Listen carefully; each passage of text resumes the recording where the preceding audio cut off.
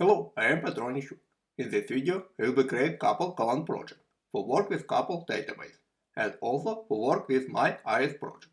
In this video, I will be work with SQLite database, MySQL database and also with PostgreSQL database. First will be project for work with SQLite database. And now I will be create Golang project for work with SQLite database and then I show you how you can set up your SQLite database with your Golang project. For example,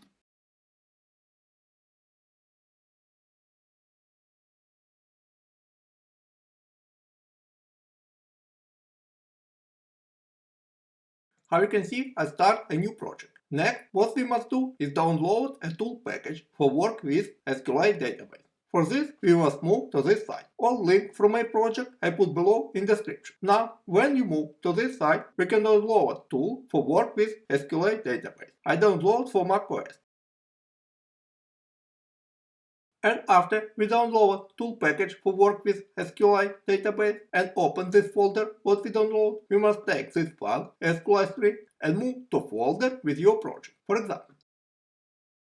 Next, what we must do is create users.sql file, for example.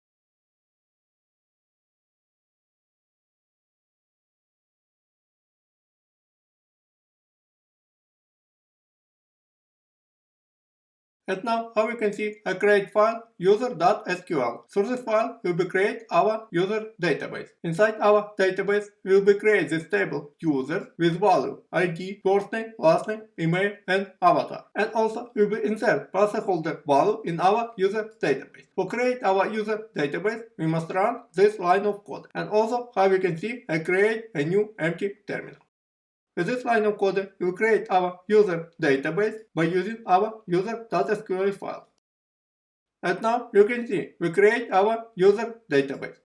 And also, when we want to reload our user database, we also must run this line of code. And now I want to check if our database created correctly. For this, I must run this line of code. With this line of code, I will take all value what we insert inside our user database. With this line of code, we must select all value what we insert inside our user database. Now you can see we have 3 rows of user value: Ron, Rona, and Tom. And now, when we run this code, we must display this data in our terminal. For example, how you can see in our terminal, we display this data. This means our user database created correctly. What I want to make is set up driver for work with SQLite database. For this, I must run this line of code. And now, after I set up driver for work with our SQLite database, I want to create file database.go. And inside this file, I will be create function for work with our database. For select, insert, update, and delete item from our database. And also, I will create function for open our database. For example,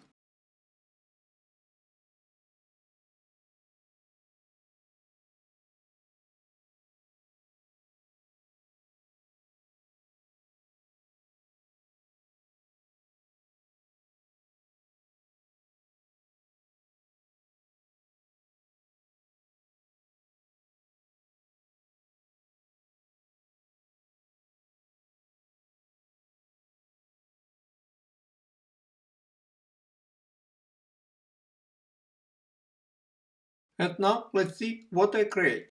Inside our database.go, I create a function for open our SQLite database. We check if we can open SQLite database. And also, how you can see, I create a global variable for whole our database. We'll be using these variables in our project. In this function, we try to open our SQLite database. are using our SQLite database what we created previously. For open by using our open method from our SQLite. And if we have an error, we return an error because our function returns an error. And if we don't have an error, we set our database to our global variable and return nil instead of error. And inside our main function, as you can see, we try to run our open database function. And after we try to open our database by using our open database method, we check if we have an error. We check if our error is nil, that means we don't have an error. And we print database open succeed. If our error not nil, that means we have an error. And we print our error. And also we using database.ping for check if our database closed or open. And now I try to run our project and show you if we can open our database by using our Golang project. For example, now you can see, first we print our SQLite database. Then we run our method open database. It print database open from our database. How you can see, that means we successfully open our database and print our database open and assign our database to our global variable database and return nil. And then we also check ping if our database is open. How you can see, our database is open. And on the end, after we run our function, we close our database. But if we close our database before ping, we'll have our database is closed. For example, how you can see, when we run our database and try to close our database before check our ping, we successfully open our database, and also, how you can see, we print database open from our open database function, and also we print our database open succeed from our check and error. And then when we close our database and check ping, we have database is closed. And now, when we all change back, how you can see, our database is open. Therefore means we will close our database after we run all methods in our main function. Next, I want to create our model. I want to create structure users. We'll be work with structure in our project. We'll be take this object and also we'll be save this object in our database. For example,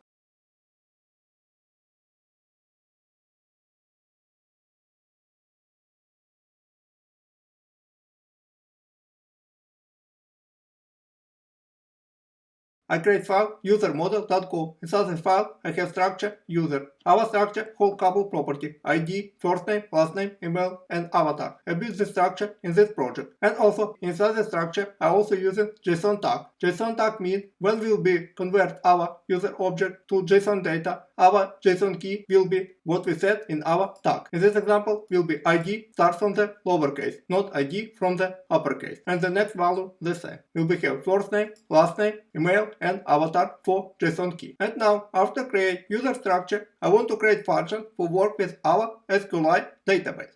I will be create this function inside our file database.go. Inside this file, I will be create function for select all user, for insert user, for select single and couple user, and also for update user, and also for delete user for our database. For example,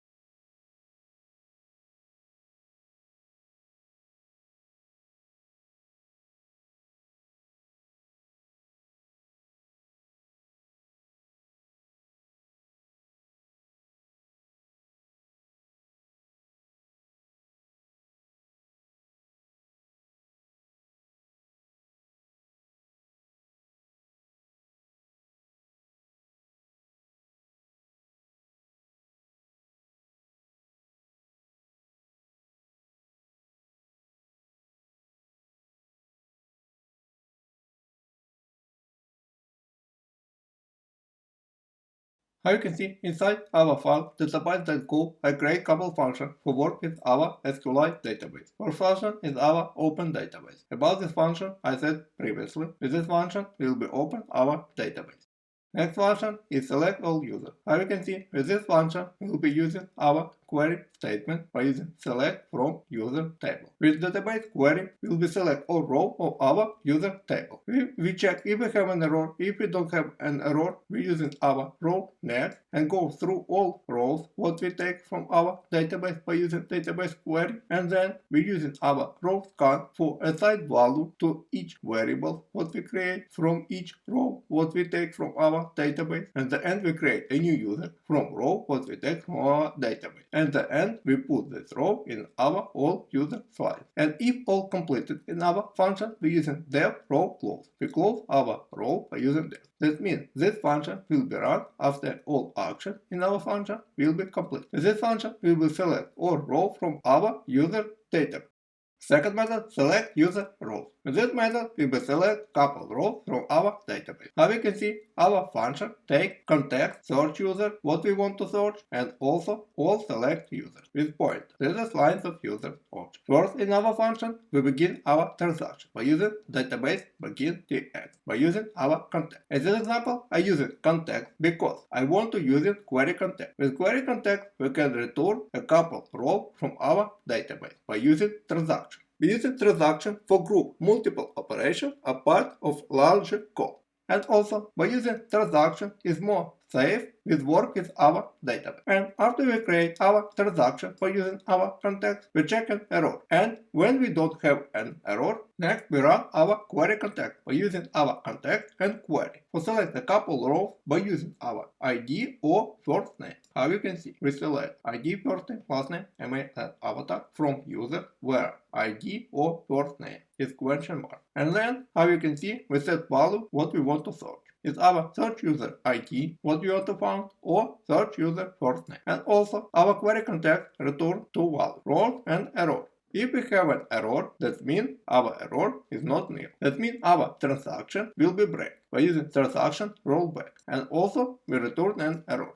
If we don't have an error, we create therefore rows close will be closed. Our row after all actions in this function will be completed. And then we go through all row what we take by using our query context and assign each value from our row to variables, and then inside this variable for create a new user, and then we put this user to our all select user line by using append and our new user.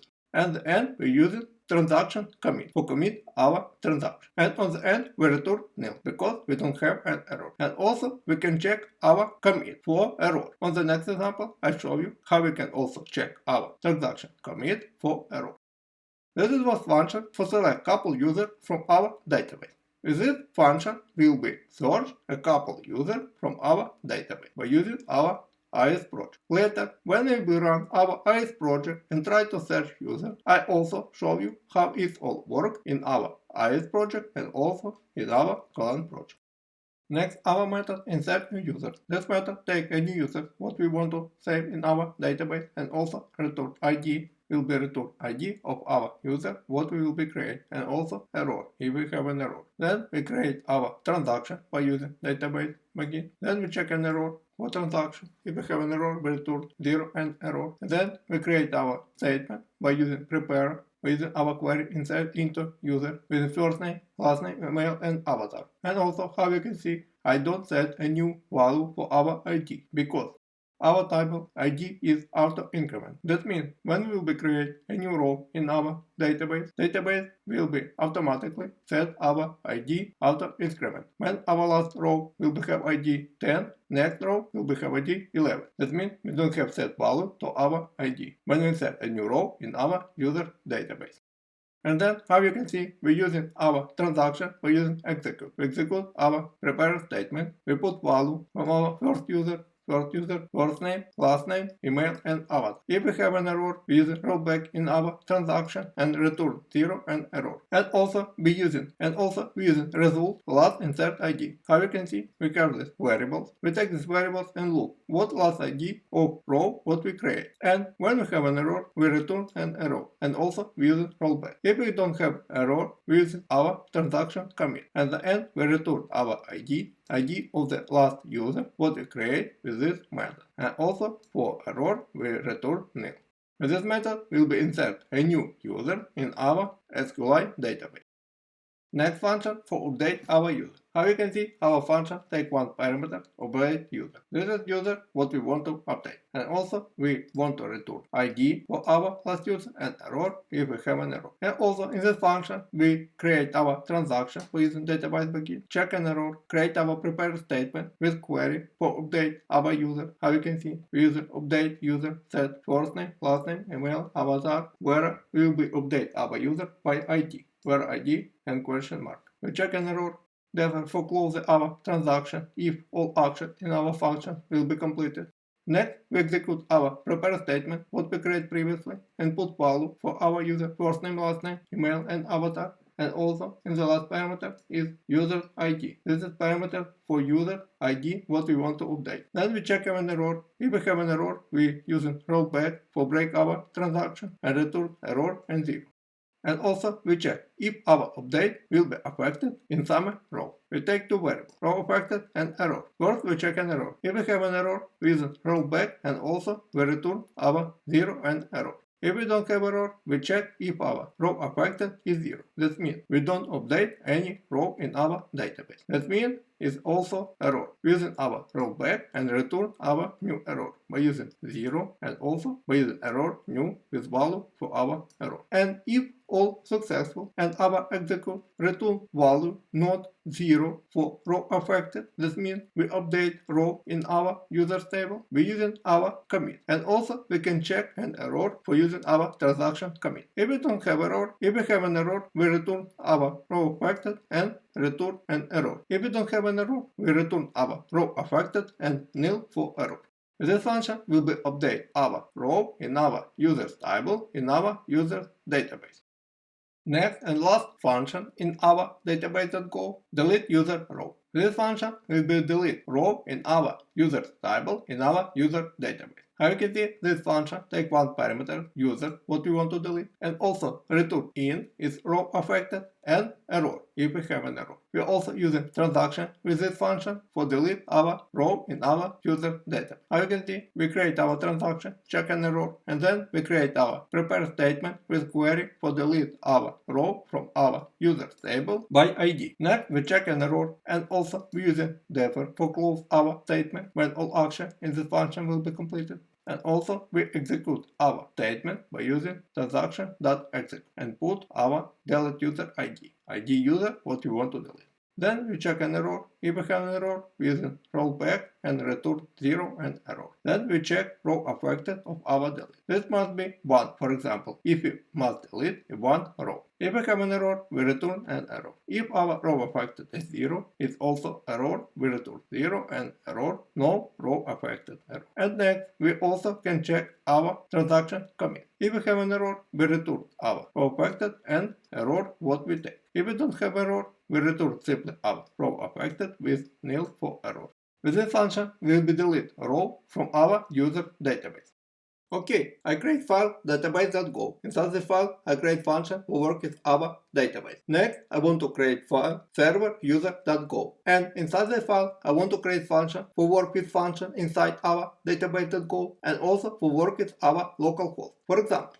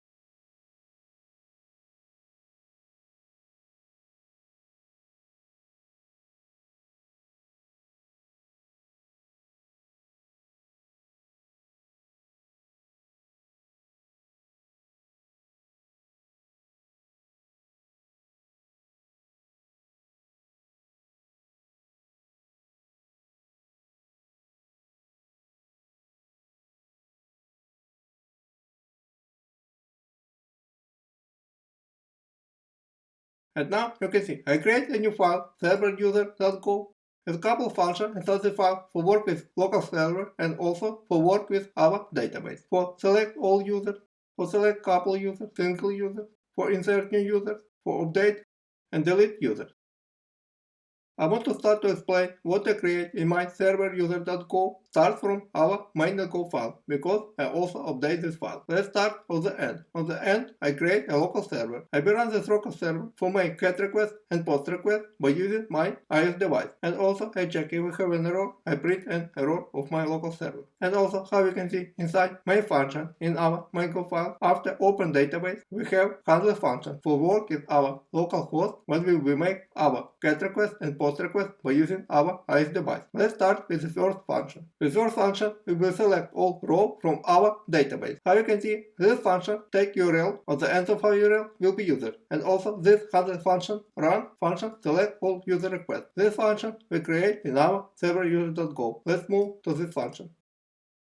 And now you can see this function we have in our server.user.go. This function will take all users what we say in our database. How you can see, this function take responsive writer and our request. Then we check our request. If we have a GET request, then we create a lines of users with empty lines. Then we check if we have query items. If we don't query item, we have an error with wrong query item and wrong query value. If we have query item and we don't have an error, we try to run our function from our database.go. How you can see, we try to run function select all users, and also we put our all user lines to this function. We work with these lines inside this function. Let's move to this function.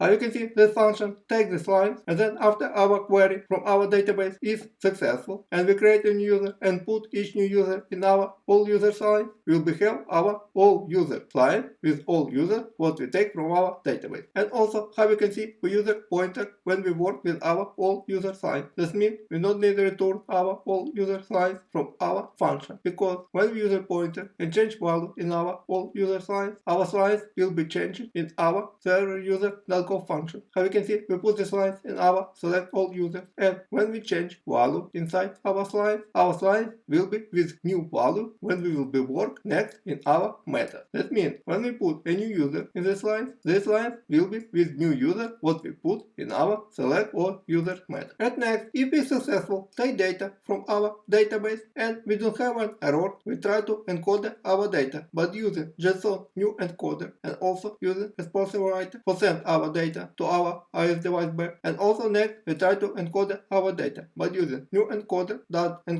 and try to send our all user object to our iOS device, and then display this data in our iOS application. If we have an error, we send an error.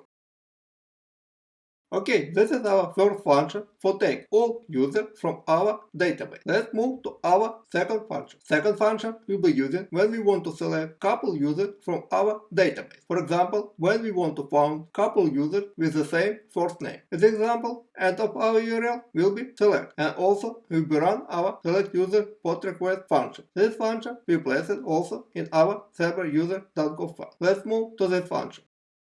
This is our function selectUserPOSTRequest. First we check if we have a post request. Next we create a context, because we will put this context in our selectUser row function. Then we create a new user. This new user will be filled with user what we send from our iOS device. For example, we send a user what we want to find. For example, user with first name Ron. That means we want to find all users what we hold in our database with first name Ron. And then we try to decode this data and fill this data to our new user. How you can see, if our decoder is successful, our new user variable will be called new user what we set from our iOS device to our local server. If we have an error, we return an error. Then we create a line all selected users. This line will be called all user what we found or what we select from our database. Now you can see our select user row function takes three parameters. First is context, second new user, this user what we want to find, and also all selected users. All selected users we also use a pointer. This means we don't return value of this line when we fill this line with new value. We can use this value next in our function, because when we change value in our all selected users lines,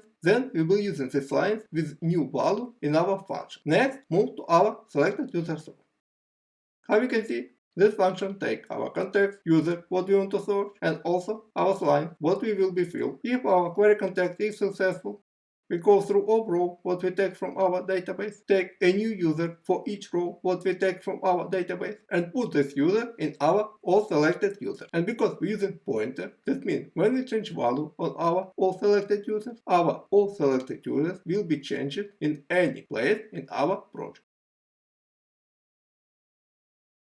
This was a second function for select a couple rows from our database. Let's move to the next function. With the next function, we'll be trying to select a single user from our database. How you can see, our function has a function take end of our URL select single, and also will be run function select single user post request. Let's move to this function. How you can see, inside this function, first we check if we have a post request. Then we create our new user. This is user we will take from our iOS device when we will make our post request. Then we try to decode our data from our request body and put this data in our new user property. Next, we check an error. If we don't have an error, we move to the next step. Next, we try to run our select single user row function. This function from our database.go. For select a single user from our database. Let's move to this function. Now you can see, this function takes our user, what we want to sort. Inside our function, first we create our selected user. This user will be returned from our function. Next, we create our prepare statement, work with our database. Then we try to find our user from our database by using query row. If we have an error, we return an error. If we don't have an error, we return our selected users. Our selected users will be filled when we run our query row. How you can see, we make our query row by using parameters search ID and search first name, because we can find our user by ID and also by first name. And we using scan for set value from our database what we take to our selected user. That means after we run this function, query row and scan, and we don't have an error, and we found a user, that means our selected user will be called a new user, what will be returned from our function. Okay, this is a third function for select a single user. Next, we have a function for insert a new user to our database. Next, let's see how we can insert a new user to our database. For this, we will use this handle function. This handle function takes path new user and also has the function insert new user post request. Let's move to this function. This function located in our server user.go. This function will put a new user to our database. First, in this function, we check if we have a post request. Then we create a new user. This variable will be called a new user, what we want to put to our database. Then we try to decode our data from our request body, and then we decode our data to our new user variables. If our decode is successful, our new user variables will be called value, what we send from our iOS device to our local server. And then we check if we have an error, we return an error. If we don't have an error, we run function insert new user row function. This function returns ID of user what we create and error if we have an error. And also, how you can see, the function takes parameters new user. This user we want to put to our database. Let's move to this function. How you can see, with this function, we take this user, make our transaction, make our prepare statement for insert our new user. How you can see, with insert into users table, first name, last name, email, and avatar. We don't put ID because our database will be create our ID after increment. That means we don't need a put value from our ID. We check for error and execute our prepare statement, and also check an error. If we have an error, we use rollback. If we don't have an error, we move to the next step and we check the last ID of user what we create. If we don't have an error, we return this ID of last user from result of our execute prepare statement. And then we using commit and return our ID. Okay, let's move to the next function. With the next function, we'll be update our user in our database. We'll be using this handle function with part update, and also we have the function update user post request. Let's move to this function. How you can see, this function will also check if we have post request, then we create our update user. This variable will be called user, what we want to update. Next, we create a new decoder with our request body, and then we try to decode our data by using new decoder, and if our decoder is successful, we assign value to our update user variables. We check for error. If we don't have an error, we move to the next step. And then we try to run our updateUserRow function. This function will update our user in our database. How you can see, this function takes parameters updateUser. This user what we send from our iOS device to our local server. This function returns two values, result and error. Let's move to our function. Now we see our function for update our user row. We run our transaction, then we create our prepare statement for update our user. How we can see, using prepare update set first value, last value, email, avatar, where ID. Will be update our user by value of ID. We check an error. If we don't have error, we move to the next step. And then we try to execute our prepare statement by using our value from our update user what we want to update. That means we will set this value for our user what we want to update. And on the end we set ID of user what we want to update. Then we check an error. If we don't have error, we move to the next step. And then we check if we update our user. How we can see, we use result and check if we have affected any row in our database. And then we check if we have an error and also if our row affected is 0. That means when we update row in our database, that means we update user in our database, our row affected must be 1 if we update a 1 row. And then we check if we have an error and also we check if our row affected is 0. Because if our row affected is 0, that means we don't update any row in our database. We check an error. If we have an error, we return an error with new value. And on the end, we commit. We also can check commit. How we can see, we check for error. If we have an error, we return our value and error of our commit state and return value from our commit. If we don't have error, we return our row affected and nil. And now move to the last method for delete user from our database. For this we will use this function handle user with path delete and handle function delete user PostgreSQL. Let's move to this function. How we can see, in this function we also check our PostgreSQL. We create variable delete user. This variable we create for hold a user what we want to delete. And then we also create decoder for decode our data from our request body. And then we try to decode our data by using our decoder. And if our decoder is successful, we put our value from our request body to our delete variables. We check an error and then we run our delete user row function from our database.go to delete this user, what we take from our iOS device. Let's move to this function. How you can see, inside this function, first we run our transaction, we check an error, we create our prepare statement for delete our user, will be delete our row by ID. How you can see, then we check an error. And also, we execute our prepare statement by using our delete by ID parameter. Next, we also check an error and also we check a row affected. Because our result, what return from our execute, must be hold a value. If our value is 0, this means we have an error. After this, we check an error, we return an error. And also, we check row affected equals 0, that means we return an error. And then we commit our transaction. And on the end, how you can see, I create a function for run our local server with value 5000. And also, we check an error. If we have an error, we will print server error. And on the end, if all action in our main function is completed, we'll be close our database.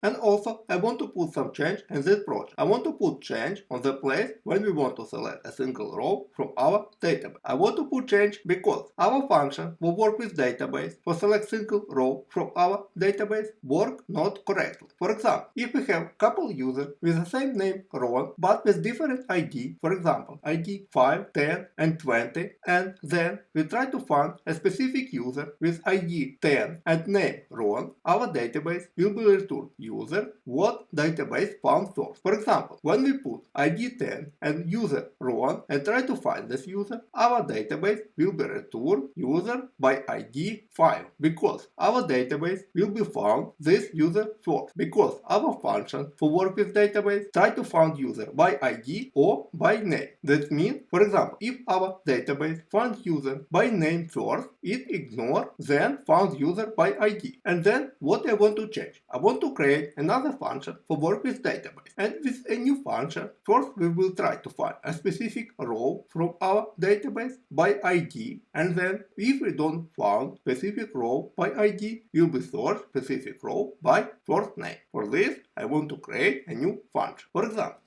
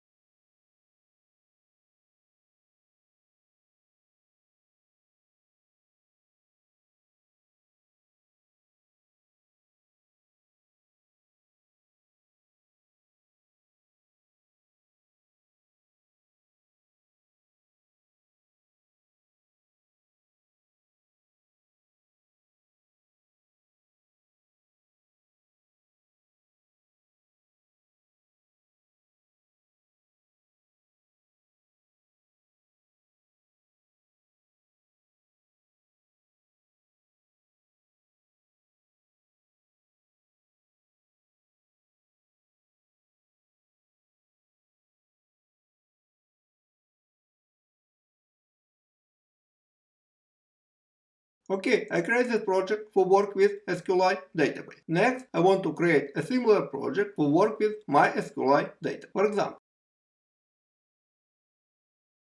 hello, this is the second video for work with database. In this video, we will create Golang project for work with MySQLite database. And then I will be using my Iris project for work with this Golang project and MySQLite database. And now I step by step try to explain how I set up MySQLite in my Mac and also in my Golang project. First, you must download MySQL for this website. All links from my project I input below in description. You must tap this link for download MySQLite to your Mac. Next, after download this file, you must run this file and set up MySQLite in your Mac. And while you set up MySQLite can ask password for MySQL server. But when you set up MySQL and MySQL don't ask password for server MySQL, you can set up your MySQL on the settings in your Mac. When you open settings on your Mac, on the bottom you can see MySQL, and here you can set up password for SQL server. Next, for set up MySQL, you must run a terminal. Next, you must put this line of code in your terminal. And next, we try to open MySQL server. Next, we enter password what you previously entered when you set up your MySQL or on the settings in your Mac. And now we enter to MySQL server. Next, I want to create database in my MySQL server. For example, how you can see, we successfully create our database users MySQL. And now let's look what database we have in MySQL server. This is a list of database what I have in MySQL server. How you can see, we have a couple databases, and on the end we have our user MySQL database. With this database will be work in our project. Okay, next step is create our Golang project and set up MySQL in our Golang project. For example,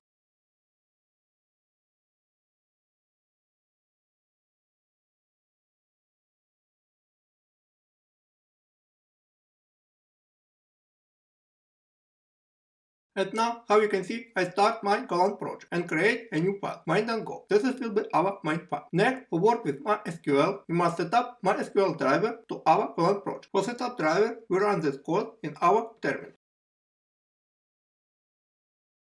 And now, after I set up driver for MySQL database, I want to create function for open our database. This function we will create in a new file, databaseMySQL.go. Inside the file, I will create function for work with our MySQL database. For example,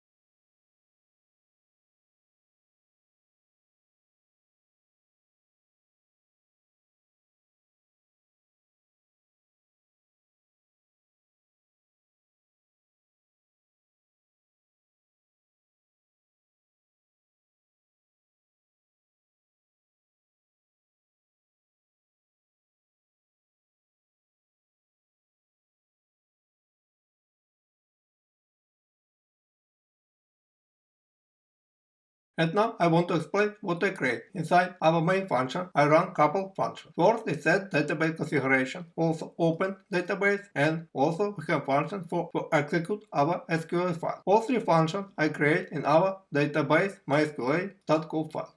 All three functions I create inside this file. First function is set database configuration. This creates for put in environment our users and also our password. And then we use it our user and also our password. Then inside function open database we create our configuration by using MySQL configuration by set user, password, address and name of our database, user MySQL. And then we try to open our database by using our SQLite open MySQL database and also by using our configuration. And also I create a variant number 2 for open our database. How you can see, in second variant we also using SQL open MySQL database, user, password, address and also name of our database. You can use this variant or this variant. Then we check an error. If we don't have an error, we print our database is open. And then we assign our database to our database global variable.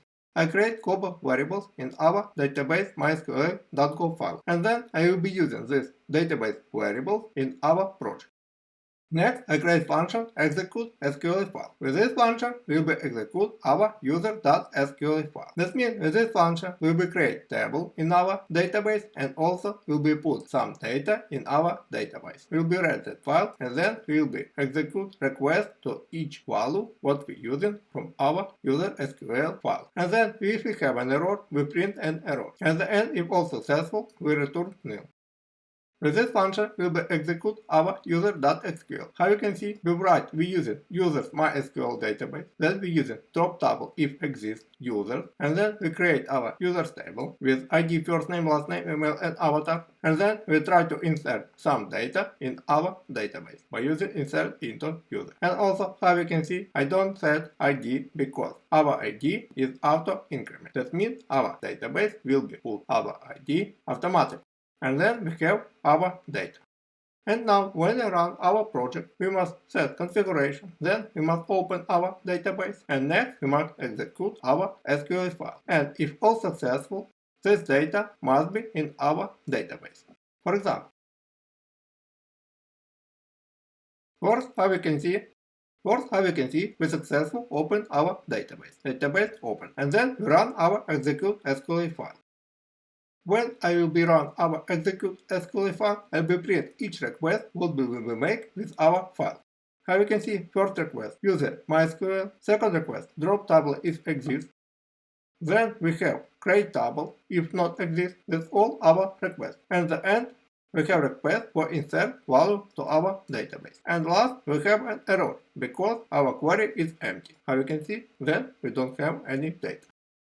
And now I can say we successfully open our database and also we successfully put data in our database. For check this, we must run our terminal. For example, and now on the terminal we put user MySQL database. And next I try to select all users row what I create with our users table. And now when I run this command, we must display information what I insert in our database through our user.sql file. For example, when we run select from user, we have our three rows, Ron, Rona, and Tom. Ron, Rona, and Tom. MySQL and email and avatar. And also, how you can see, we have the same information. That means through our Golang project, we successfully open our database and also successfully create users table, and then we successfully insert data in our database. And now we see our data, what we have in our database. Okay, we create our database and also we create a table users in our database. Then we put some row inside our database. Next, I want to create a function for work with our database. I want to create a function for select all row from our database, for insert a new row in our database, for select single or multiple row from our database, and also for update row in our database, and the end for delete row in our database. For this, I will create method in our databaseMySQL.go. And after I create this function, I explain what I create. And also I must create user.model.go, and inside this file I must create user structure, and then we'll be using this user structure in our project. For example,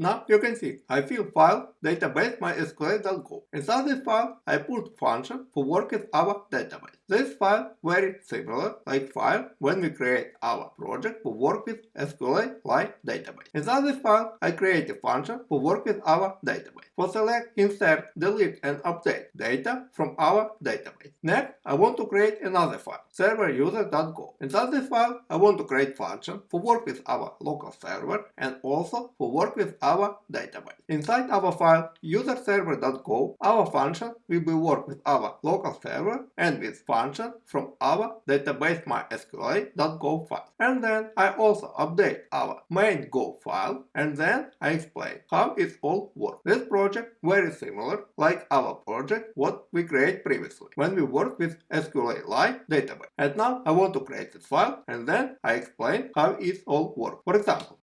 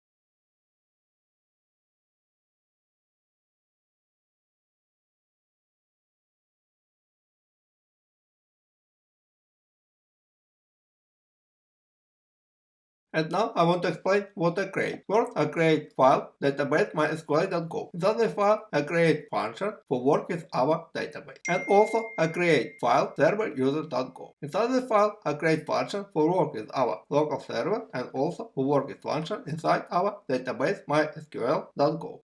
And also, we update our main.go file. First, let's move on the bottom. How you can see, I create a local server with value 5000 because we'll be using our local server for connect our database and for connect our Golang project and our IS project.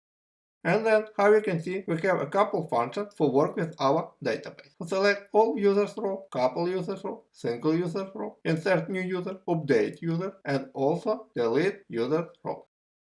And next, I will be explain what function I create inside the file. I will be moved from our main.go file, and then I will be moved to our server user.go file, and then I will be moved to our database MySQL.go file. And first, I want to explain how you can select all rows what you create is user table in your database. How you can see, we'll be using this function. Using our handle function. Our function will be run when we will have this path in our URL users. And then if we may request is our URL users, we will run our selected all users function for work with our database. And now move to this function and see what this function do. When we move to the definition of this function, our function places in our server user.go. This is our first function in this file. This function takes responsive writer and also HTTP request. First, inside this function, we check if we have a GET request. Then we create empty slice of user object. Then we check our query item. If we have a user key with value all. If we have an error, we return an error. And if our query value is right, we try to select our row from our database by using method query database user. With this method, we will work with our database. This method places in our database MySQL.go file. This method, how you can see, takes one parameter, all selected user. This parameter is line of user object. And also, how you can see, I use a pointer. That means when we change this slice of user object inside this function, then inside this function we'll be using slice what we change in our query database user function. And also, this function can return an error. Let's move to this function. How you can see, this function create in our database MySQL.go file, because inside this file we create function for work with our database. First, how you can see, we make our query by using select from user. We will select all rows what we create in our user table. If we have an error, we return an error. And then, how you can see, we go through all value what we take from our database and create for each row what we select from our database a new user. And then we append that user to our all user object what we put our function. And also, how you can see, we're using pointer. That means when we change this slice in this function, this line will be changed in all our projects. On the end, if we don't have an error, we return nil, because our function can return an error. And next, if we successful query value from our database, we try to encode our data what hold our all selected user slice. How you can see, first we create our new encoder. We use JSON new encoder and write. And next, we try to encode our data by using new encoder that encode all selected user slice. That means when we change this line in our query database user function, next in this function we'll be using already changed slice. What we change is this function. And also we can have an error. We check if we have an error, we return an error. And when we don't have an error, that means we send value what holds our all selected users slice. As example, default case means we don't have query value all. In our example, this error. Because if we don't have query value all, we can make our request. Okay, this is first a function for work with our database. How you can see, we have a couple functions for make our request by using our IS device and also our local server. And on the end, this all function must select all rows what we create is our user object. And the end, we must select all data what we select of our database and set this data to our IS device. And now let's move to the second function. With second function, we want to select couple row from our database. With this function, we try to select couple users object from our database and display users in our ES device. How you can see, for select our couple row from our database, we're using this line of code. Our HTTP server has a function selectUserPOSTRequest, and also path of our URL must be select on the end. Now let's move to our selectedUserPOSTRequest function. How you can see, I created this function in our server user.go. First, our function takes two parameters: HTTP responsive writer from our HTTP server and also request take from our HTTP server. And then we check our request by using switch request method and check if we have a post request. Because in this example, when we want to select couple rows from our database, we'll be using post request because we want to search a specific row from our database.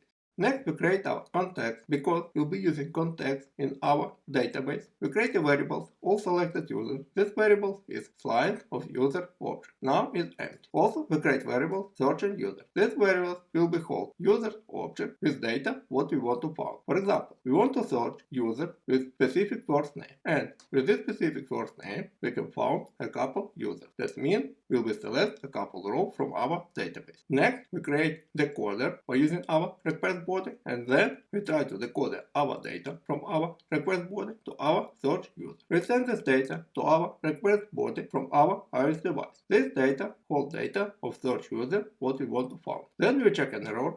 If all successful, we try to work with our database. How you can see, we run function select user row. This function takes three parameters. First is context, because we will use context when we will be work with our database. Searching user, this user with data what we want to find, and also all selected user slide. And first time this line is empty, and then we'll be trying to change line in our function selected users row. And also with this line a user point, because when we change value inside this line, then we'll be using this line with new value then inside this function. If we have an error, we return an error. If we don't have an error, we try to encode our data and send this data to our iOS device or display this data in our application. How you can see, we create our new encoder by using JSON new encoder and responsive writer. Then we try to encode our data by using encoder all selected user variables. That means we try to encode this data and send this data to our iOS device. And also,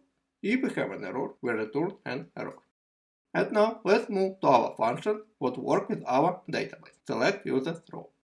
And now we inside file databaseMySQL.go. Inside the file we have a function what work with our database. Our function select users row we create for select couple row from our database. How you can see, this function take context, search user, user what we want to search, and also all selected users is line of user object. And we can have an error, we return an error. Next, we create our transaction by using our context also, and then we try to work with our database by using our transaction query context. And query context function take couple parameters. First is context, because query context can return couple row from our database. Then we write our query what we want to select: ID, first name, last name, email, avatar from users tab. And also we have a site because we want to find a specific user by ID or first name. My thing is ID. And at the end we put a two parameters: our search user ID and also our search user first name, because our query item context will be found specific row by ID or by first name.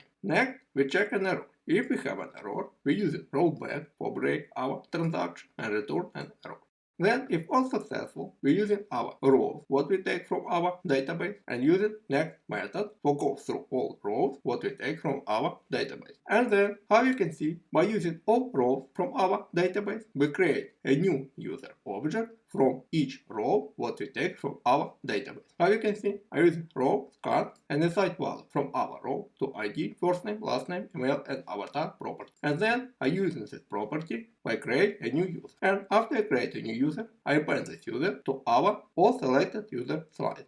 And then, if we go through all rows what we select from our database, we try to commit our transaction. If we have an error, we return an error. If we don't have an error, we return nil. And also, how you can see, our function don't return all selected user slides, because I use it all selected user slides like pointer in our parameter. And when we change this line in our method, our variables will be changed in all our projects. Okay, this is what function for select couple row from our database. With this function, what I show you, we can select couple row from our database. In this example, we will select couple user from our database for display this user in our IS project. Let's move to the next function. With the next function, we'll be select a single row from our database. First, how you can see on the next example, we're using method handle function for handle function select single user post request function, and also our path might be select single. With this function, we try to select a single row from our database. Let's move to this function. Now we move to file when we create this function. Our function created as a file server user.go. This function takes two parameters: responsive writer from our HTTP server and also request from our HTTP server. And also we check our request method. We must have a post request. Next is very similar like in our previous example when we search a couple rows from our database. First, we create variables search and user. This variable will be called user, what we want to search. Next, we try to decode our data by using decoder request body, and then we try to decode this data from our request body to our variable search and user. And we check an error. If we don't have an error, that means we successfully decode our data from our request body to our variable search and user. And next, we try to work with our database by using our function selectSingleUserRow. This function takes one parameter, search and user. This user what we want to find. And also this function return a two-value. First value selected user. This is user what we select from our database, if all successful. And also error. First, we check an error. If we have an error, we return an error. How you can see in this example, we don't use a point. In this example, I return value what we want to search. And next, if all successful, we try to encode our data, what we found, and send this data to our IS device. How you can see, we try to encode it by using responsive write, and also we try to encode our data by using encoder, and also using our variable was hold object what we try to find. And also we check an error. If we don't have an error, that means we successfully encoded our data and send this data to our IS device. And now let's move to our function selectSingleUserRow. With this function we work directly with our database.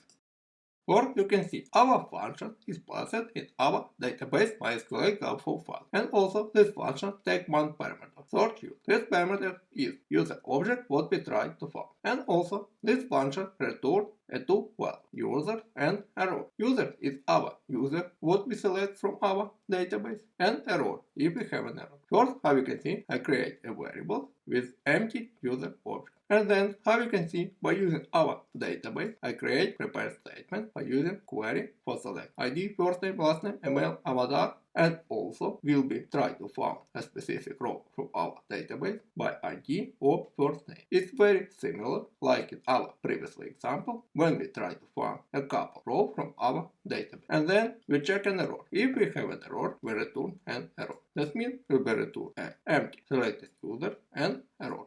Next, we try to run our query row method from our prepare state. And how you can see, this method takes couple parameters. First parameter, search user ID, is to find our row by ID, and also search user first name is to try find our row by first name. And also we using scan for a site value from our row what we select to our selected user variable. How you can see, we assign value from our row what we select to our selected ID, first name, last name, email, and selected user avatar, because we try to select value from our data. Next, we check an error. If we have an error, we return an error. And in the end, if all successful, we return our selected users, and for error, we return nil. That means we don't have an error. Let's move to the main.go file. Okay, this was a third part of function for select a single row from our database. Next, move to the next method and function. With the next method and function, we want to insert a new row to our database. For this, we will use this line of code. For insert a new row in our database, first we must use the path of our URL NewUser. And also, how you can see, our handle function, take function, insertNewUserPOSTRequest. And now move to this function.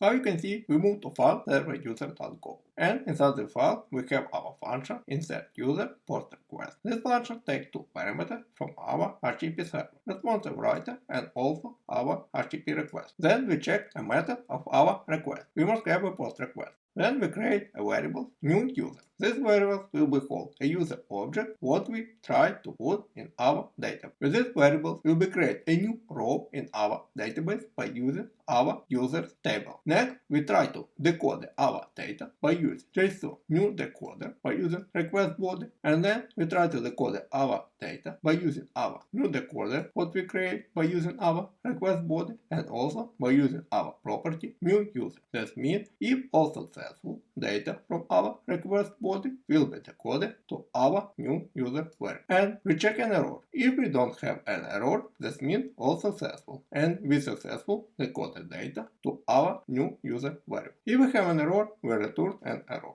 Next function to work with our database. Insert new user row. This function takes one parameter, new user. With this new user variable, we will create a new row in our database. And also this function returns two values, ID of our row, what we create, and also error, if we have an error. Then we check an error. If we have an error, we return an error. If we don't have an error, we move to the next step. Next step is encode our data, what we take from our database. Our data is ID of user, what we insert in our database. How you can see, we create a new encoder by using our responsive writer, and also we try to encode our data by using new encoder, encoded by ID. And also we can have an error. If we have an error, we return an error.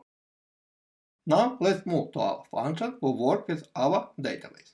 How you can see, we move to our file databaseMySQL.go. So this file, we have a function to work with our database. This is our function insertNewUser. This function takes one parameter, new user. With this parameter, we will try to insert a new value to our database. And also, this function returns ID and error. First, we try to run our transaction by using our database. We check an error. If we have an error, we return 0, and also we return our error. Next, I create prepare statement by using our transaction and query. How you can see, we try to insert a new row to our database by using users table. We try to insert first name, last name, email, and avatar. With value, this is value for first name, last name, email, and avatar. How you can see, we don't insert ID because our ID is auto increment. That means our database will be himself set value for our ID. Next, we check an error.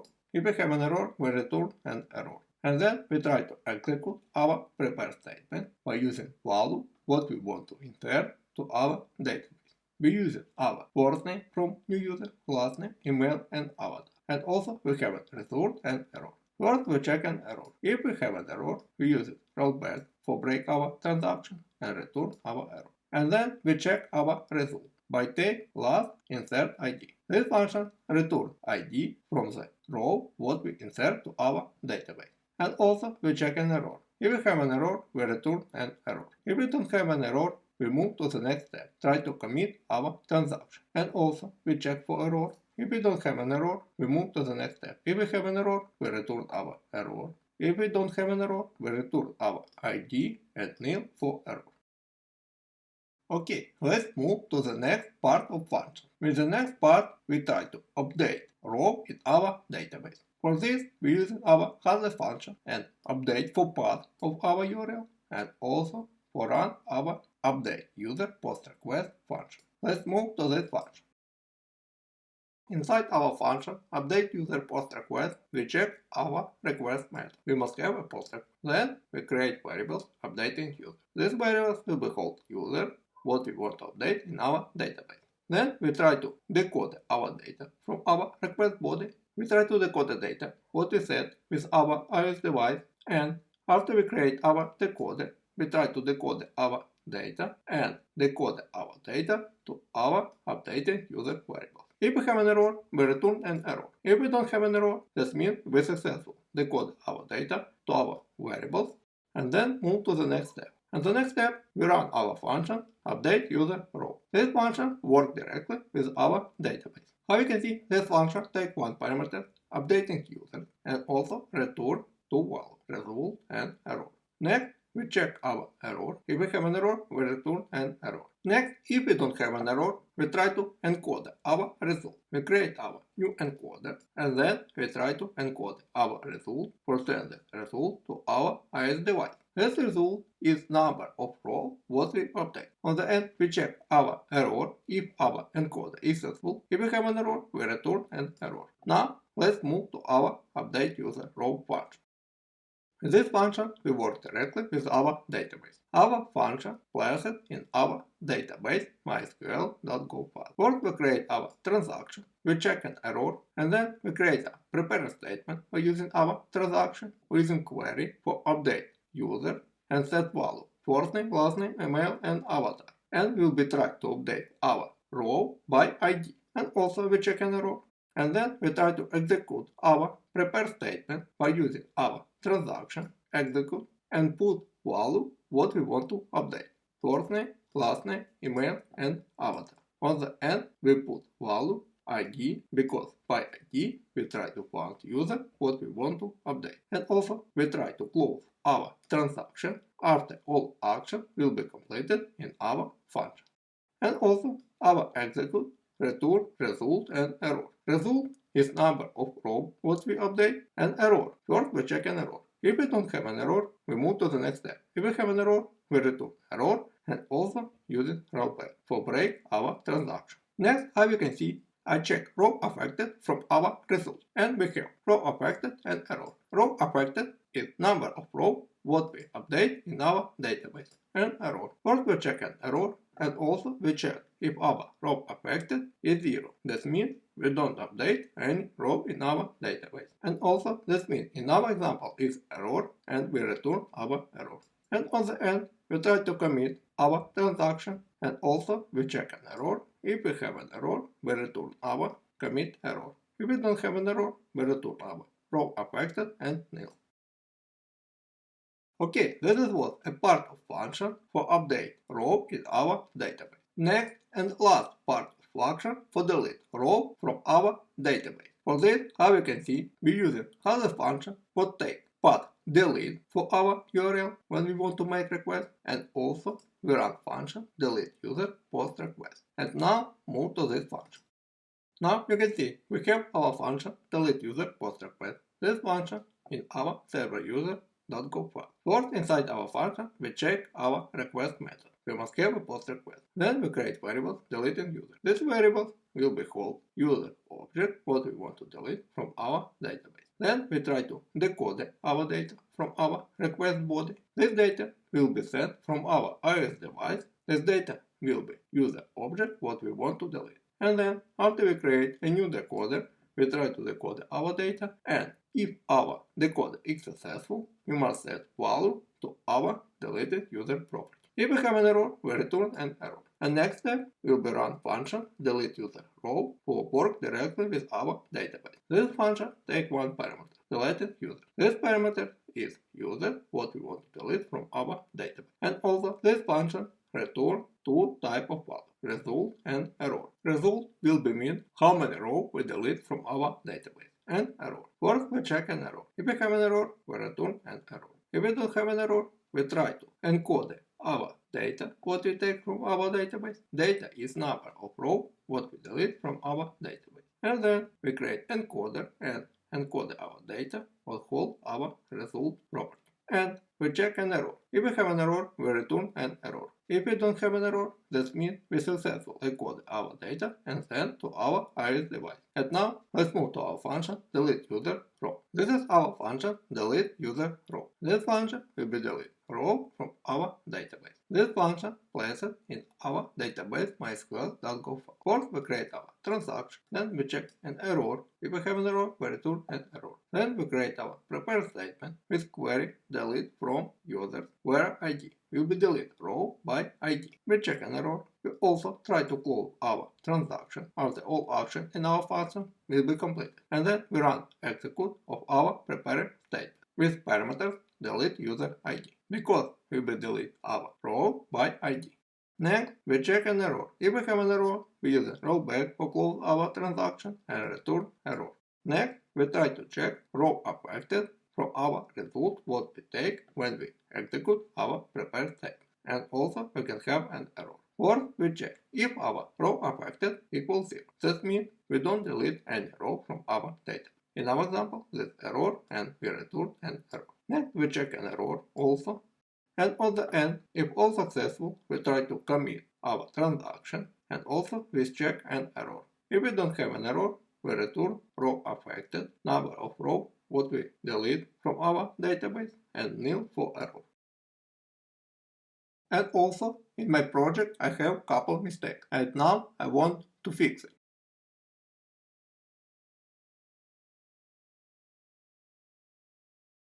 And also, I want to put some change in this project. I want to put change on the part when we want to select a single row from our database. In our project, we using select a single row from our database for search a specific user from our database. But, for example, if we have a couple users with the same name but different ID and try to find a specific user by specific name and ID, our database will be returned user what we found first from our list. For example, on the search field we put user with ID 10 and name Ron, but we have couple users with name Ron. When we try to find user Ron with ID 10, our function will be returned Ron user what he found first. That means he can return user object with ID 5, for example, because in this example, when database found user with first name Ron, our database will return this user like result and ignore ID. And now what I want to change? I want to create another function.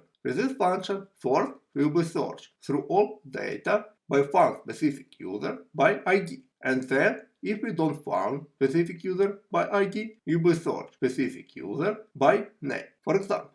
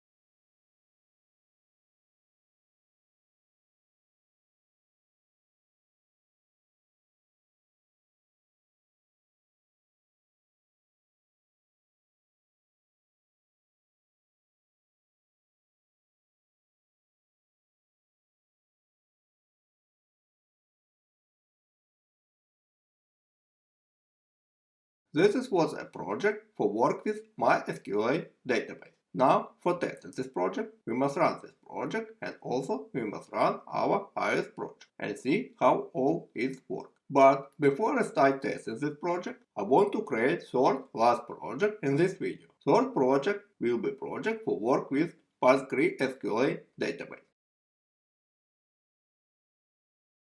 This is a short video about database. In this video, I will create Golang project for work with PostgreSQL database. And after I create this Golang project for work with PostgreSQL database, I will run iOS project and show you how it all work together. Our iOS project and our Golang project for work with our SQL database. All link what I will be using in my project I put below in description. First, for work with PostgreSQL database, you must download PostgreSQL from this website, and then you must install PostgreSQL database to your machine. Next, for set up our PostgreSQL database, I will be open our database on the terminal. How you can see, with this line of code, we can open our PostgreSQL database. And now we can work with our PostgreSQL database. First, let's look what database we have in our PostgreSQL server. For this, we must put this line of code.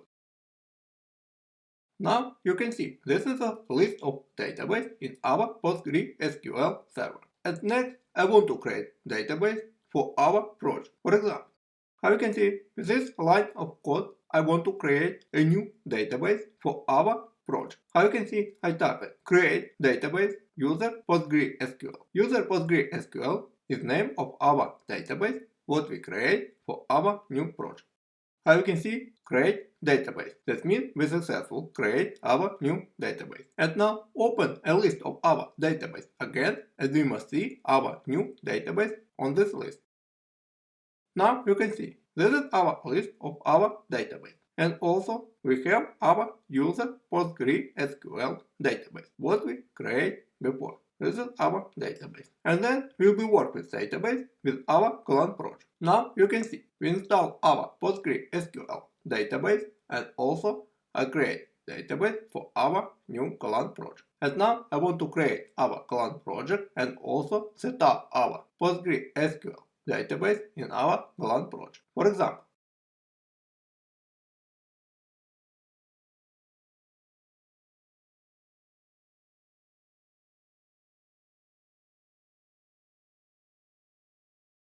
how you can see, I start a new project, and inside this project, I create a new file, main.go file. This is our main file in our project. And now I want to set up driver for our PostgreSQL database. For this, we must run this line of code. And now you can see on the terminal when we run this line of code get and link to GitHub repository, we install driver who work with PostgreSQL database to our Golang project. That means now we can work with our PostgreSQL database with our Golang project. And next, we work with PostgreSQL database in our project. First, I want to create file user.sql, and then inside the file, I want to create table, and then we'll be using this table in our database. Next, I want to create file databasePSQL.go, and then inside the file, I want to create couple functions. First function for open our database, and also function for run our SQL file. And also, I want to create file userModel.go. Inside the file, I want to create user structure, and then we'll be using this user structure in our project. For example,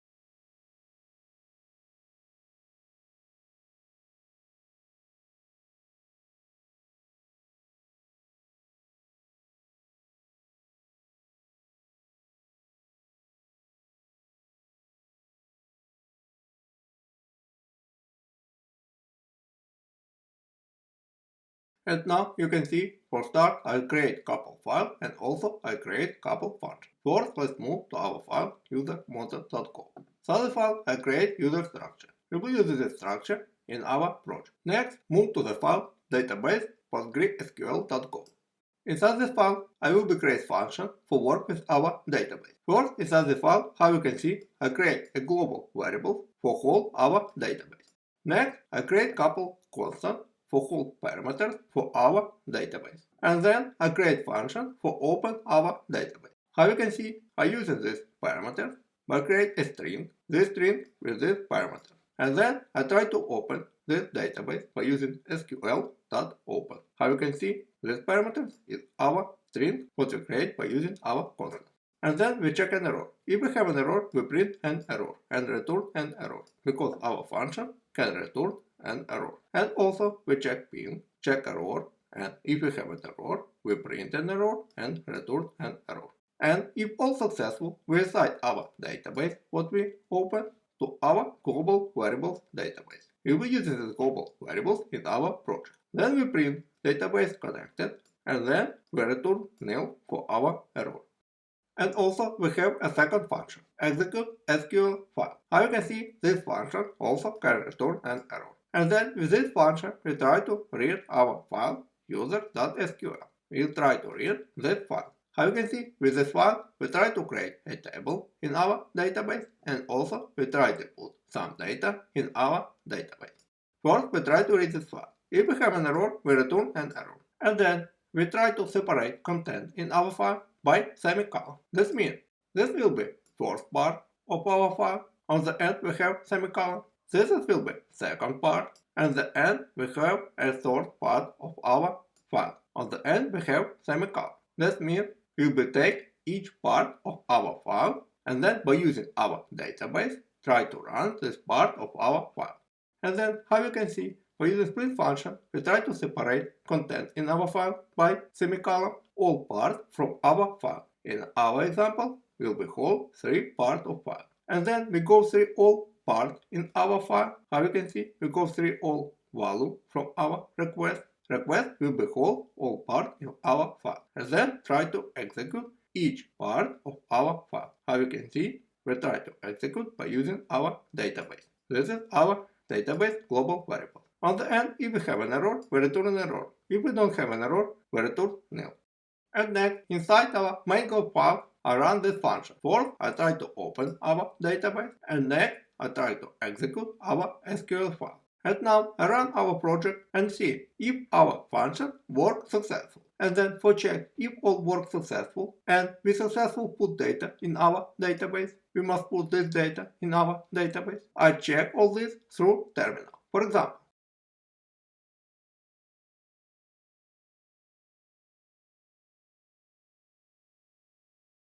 and now you can see when we run my Golang project, we print our database connected. This means we successfully open our database, and then we try to run code from our user.sql file. And then on the terminal we can see we successfully execute our SQL file. And then for check if our function works successful, we must check if our database holds data from our file user.sql. We must hold this data. For this, inside terminal, we move to our database user PostgreSQL database, and then run select from user. With this line of code, we selected all row will hold our database what we create with user table. And how you can see, we have the 3 rows inside our database with data from our user.sql file. This means our function works successfully. And now, after we successfully open our database and also successfully run our SQL file, I want to create function for work with our database. And also, I want to create local server and create function for work with our local server and also for work with our database. First, for this, I want to create function inside our databasePSQL.go. Inside this file, I want to create function for work with our database. And also, I want to create a new file, server.user.go. Inside this new file, I will create function for work with our local server and also for work with our function from this file, databasePSQL.go. And also, on the end, I must update our main.go file. And after I create all function what I want, I try to explain how it all works together. For example,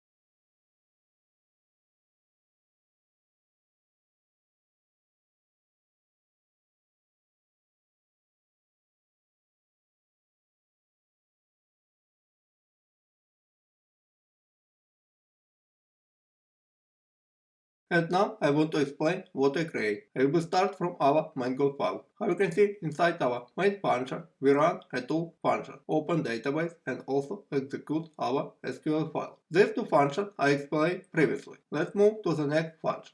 Next, how you can see, I create a local server for work with our database and also for take and get requests what will be made by using our iOS device. Our local server will be held value 5000. And next, we have a function for work with our local server and also for work with our database. And now I try to explain what each function works in our project. Let's start with the first function, select all users row. Next, for select all row from our database, we use our handle function from our HTTP server. This function takes two parameters. First parameter is our path of URL. This is path of URL what we must have when we will make our request. And also then we run our function select all user row requests. We run this function for select row from our database. This function very similar like I explained previously in my project when I used MySQL database and also SQLite DB. Let's move to this function.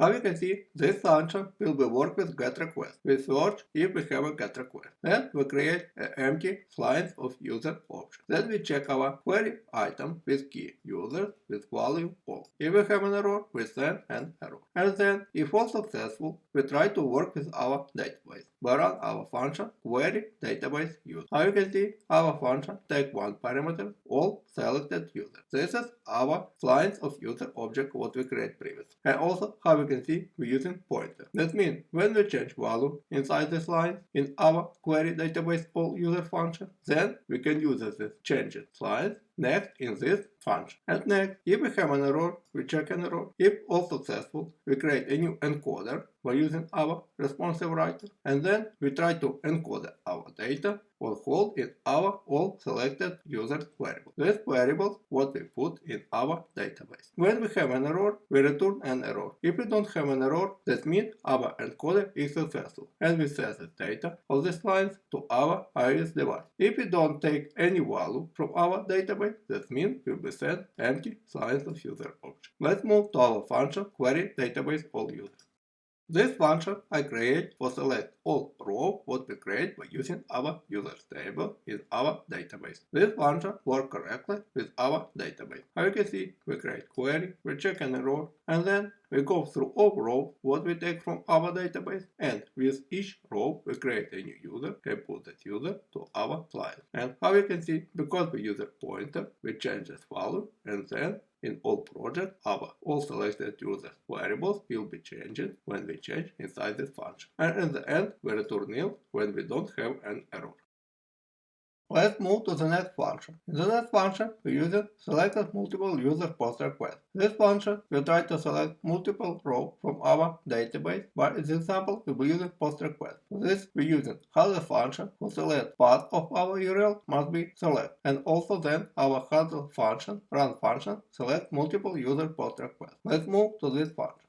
How you can see, our function take responsive writer and request from our HTTP server. And then, how you can see, we check if we have a post request. Then we create a context because we'll be using context in our selected row function to work with our database. Next, we create a slice of user object. Next, we create variables. These variables will be called user what we want to sort. Then we decode the data what we take from our request by using request body, and then we check for errors and try to decode our data. If all successful and with successful data what we take from our request, we move to the step for work correctly with our database. Select users row. How you can see, this function take context user what we want to search and also slice of user object what we want to change by using pointer. And then we check an error. If we have an error, we return an error. If we don't have an error and all successful, we move to the step when we encode our data what we take from our database. How you can see, we create a new encoder and then we try to encode our data by using new encoder, using our slides as user object, what we create previous, and we change the slides in our selected users row. But if we don't find any row from our database, what we try to find, that means we don't change value in our slides, and at the end we return empty slides of user object. At the end we check an error. If we have an error, we return an error. If we don't have an error, that means we successfully send our all selected user slides to our iOS device. This slide can hold information or it can be empty. And now move to our function for work directly to our database. This is our function for select couple row from our database. This is our parameter, what we take, and then how we can see we run our transaction by using our database global variables and also begin transaction by using our context. Next we check an error. We have an error, we return an error. And then, how you can see, we try to work with our database by using our transaction query context. With this function, we can select couple row from our database. First, we put our context, and then we write our query. For select item by using ID or first name. And this is parameter from our search user to find our user. If we have an error, we use rollback. That means we break our transaction and return an error. If all successful, we try to move through all rows what we select from our database, and for each row create a new user and put new user in our slides or all selected users object. That means our slides will be changed then in our project. On the end, we try to commit. If we have an error, we return an error. If don't have an error, that means our commit is successful and we return nil for our error. And now let's move to the next function. In the next function, we try to select a single row from our database. As you can see, we're using our header function. Path from our URL must be select single, and then we run our function select single user post request. As you can see, this function also takes responsive writer and HTTP request from our local server, and then we check if we have a post request, because we must use post request. Then we create variables for our search user. Then we try to decode this data from our request body to our search user variable. If we have an error, we return an error. If all successful, that means we successfully decode our data to our search user variables, and then we try to work with our database. How we can see in this function, we have two variants. First, I create a first variant, but then I create a second variant. I create a second variant because first variant work is not so correct. And then, when I will be run our simulator, I show you why first variant don't work correct. And now I shortly explain you how work first function and also how work second function for search our user. Let's move to the first function.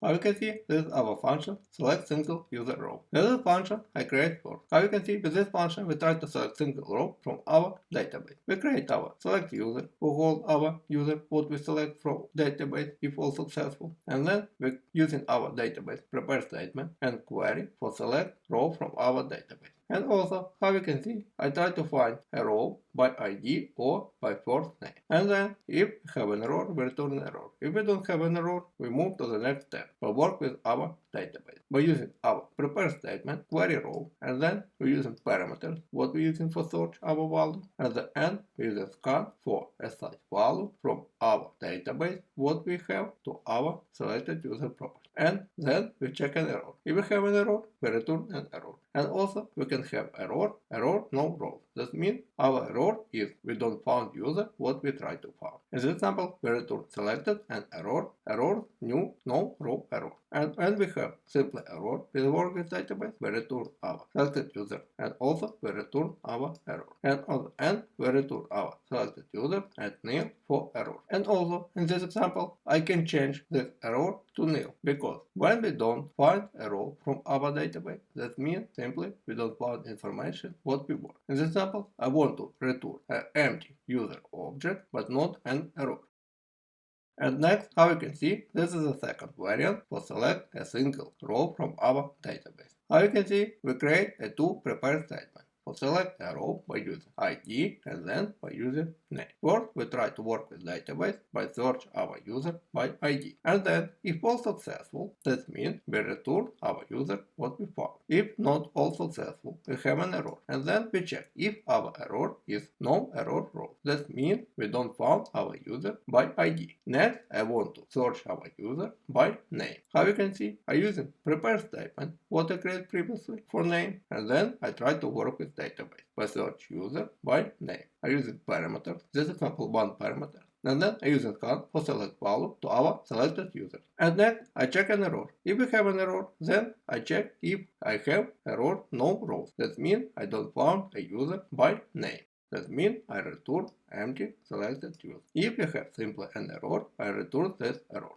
And now I should explain why I create a two variant. Because, for example, if we have user with the same name but with different ID, for example, user Ron with ID 5, 10 and 11, and in search field we put value for found a new user with ID 10 and name Ron, and we run this first variant. This means our database will be found user with first name or ID, and when database found user with ID 5 and the name Ron, this means our database found this user and returned this user. But our database forget our ID, because first our database found our user by first name, and our search not will be correct. In second variant, we try to find our user first by ID, and when we don't find our user by ID, we try to find our user by name. And then, if we also don't find our user by name, we return an empty user object.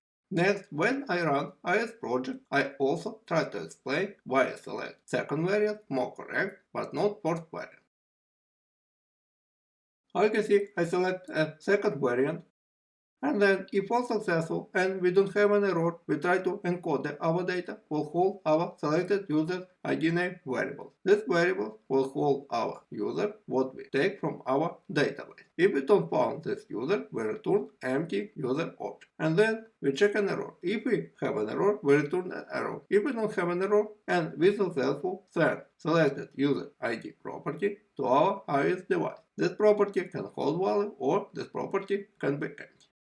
And now move to the next function. With the next function, we try to insert a new row to our database. As you can see, we're using our handle function. For take part new user, we will put a new user to our database, and whole function insert new user post request. Let's move to this function.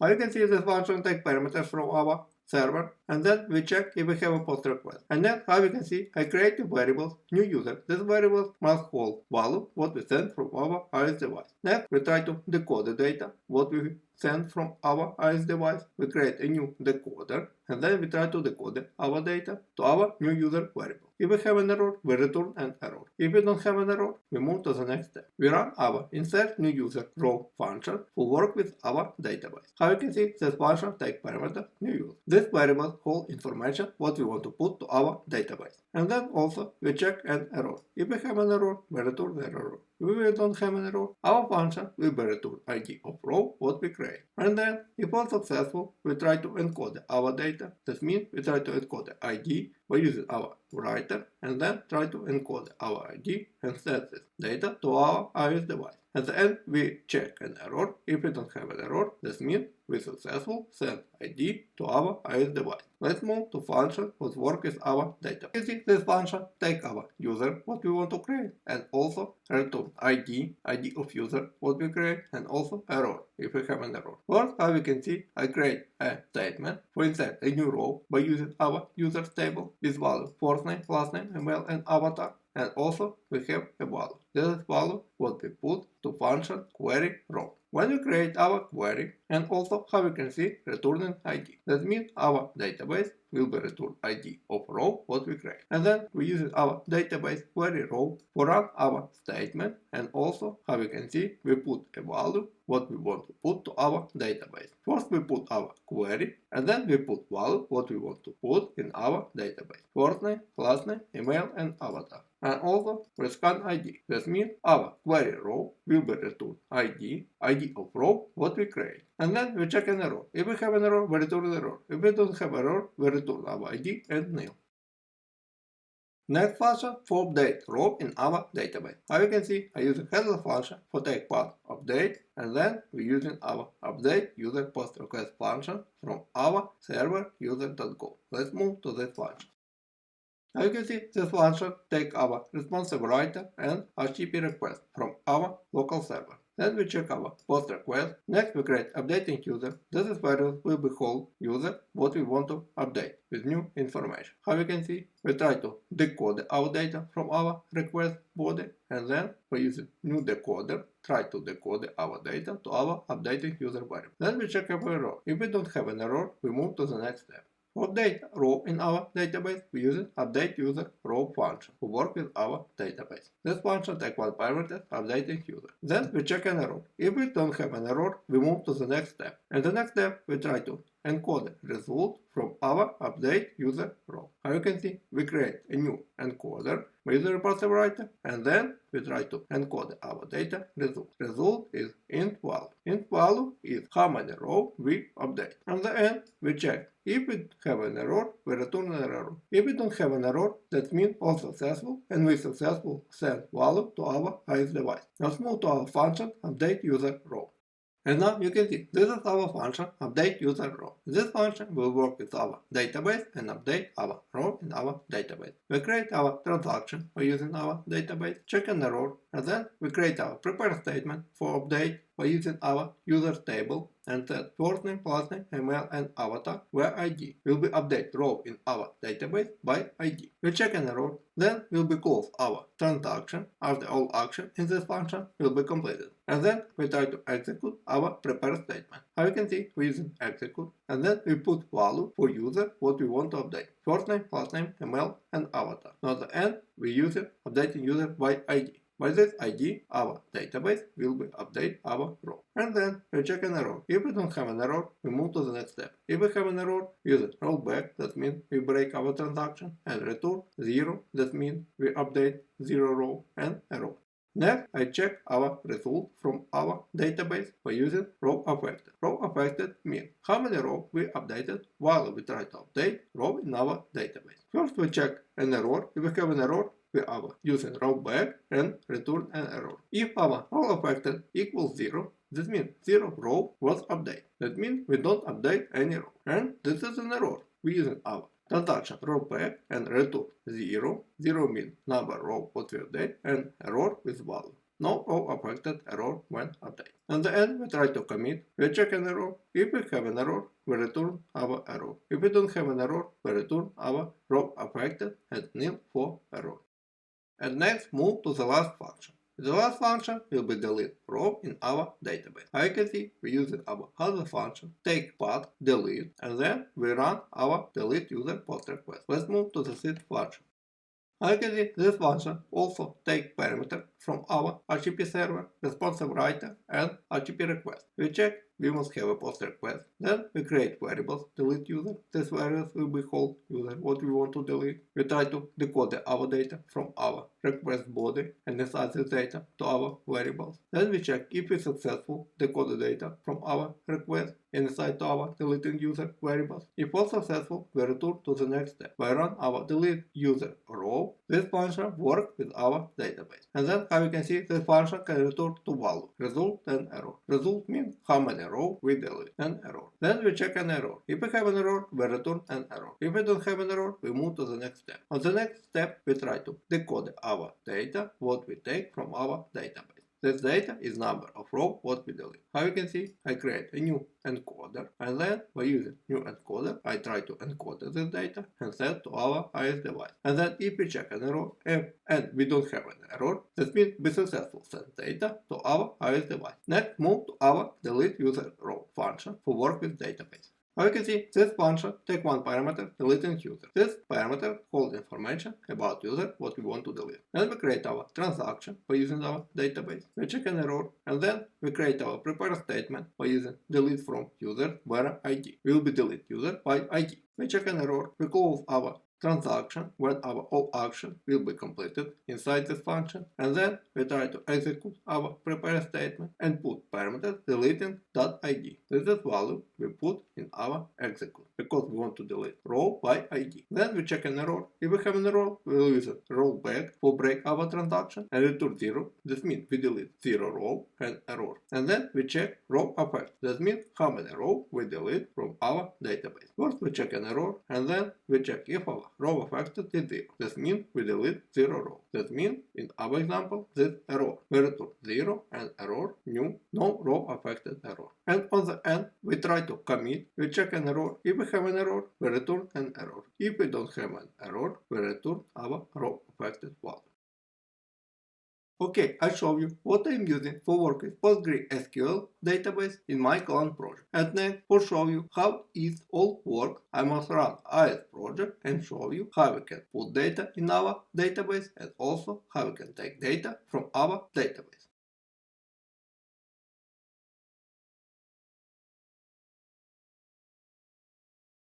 And now you can see I run a Golang project and also I run a simulator. We have our main content view. This is our main content view. Now we have a two links for work with our localhost and also for work with our request IP. About work with this IP, I explained previously. And now let's move to our link for work with our localhost, to our users view. For example, now we move to our users view. Our users view have a couple sections. Section for find a user or find a couple users from our database. And also section for get all users from our database, and also section for display a list of users will hold our database. And now, for select all users from our database, we must tap to this button, get all users and localhost. How you can see, when we tap to this button, we will be run this function, run all users get request func away. And now move to this function. And now I tap to this button, and we must display users what we hold in our database. How you can see, we display to users will hold our database with name, first name, last name, email, and avatar.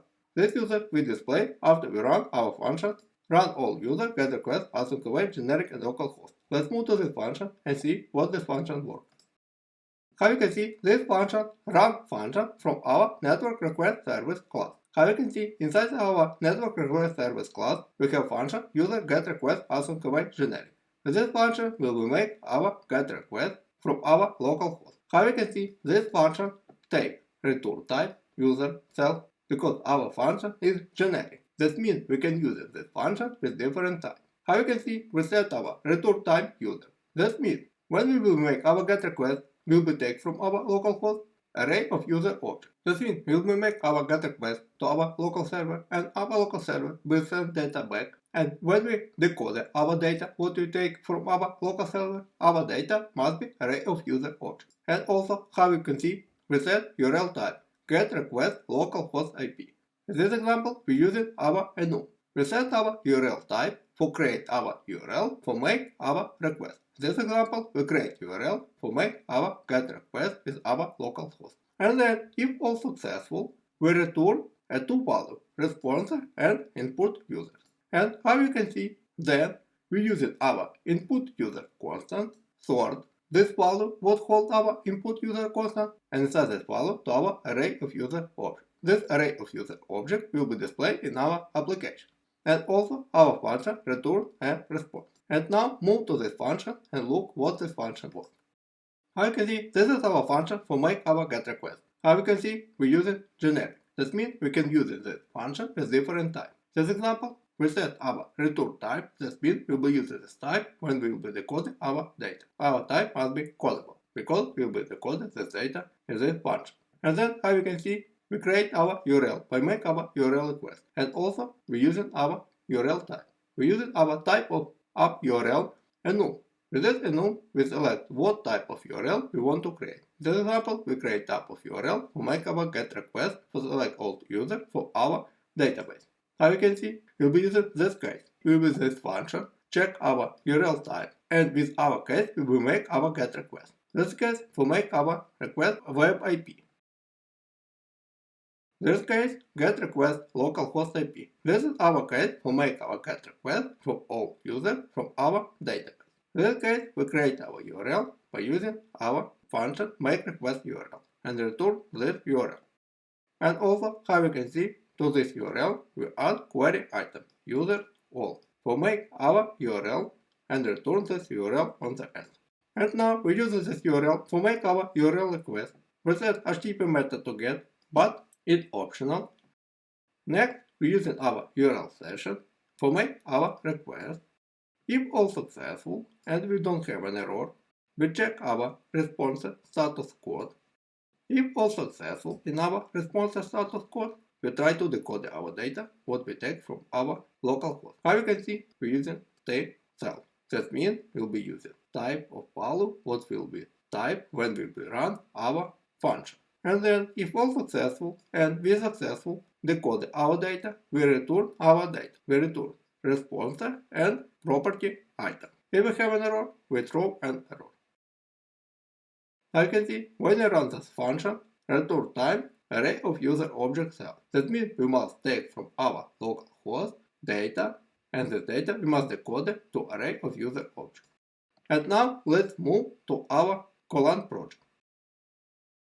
As you can see, in this case, we have this URL. On the end of our URL, we have users. And now move to our Golang project. This is our Golang project. And now, how you can see, for take all user row from our database, we must have on the end of our URL user. And also, this URL also have query item. But in this place, we don't type in a query item. We check query item later. And how you can see, our handle function with URL on the end user run function select all user requests. And now this is our function for work with our iOS device and also for return data when we make a GET request. How you can see, we check our GET request, we check our query item users all, then we try to run our method select all user for take all user row from our database. How you can see, we use a pointer for change this slice of user object.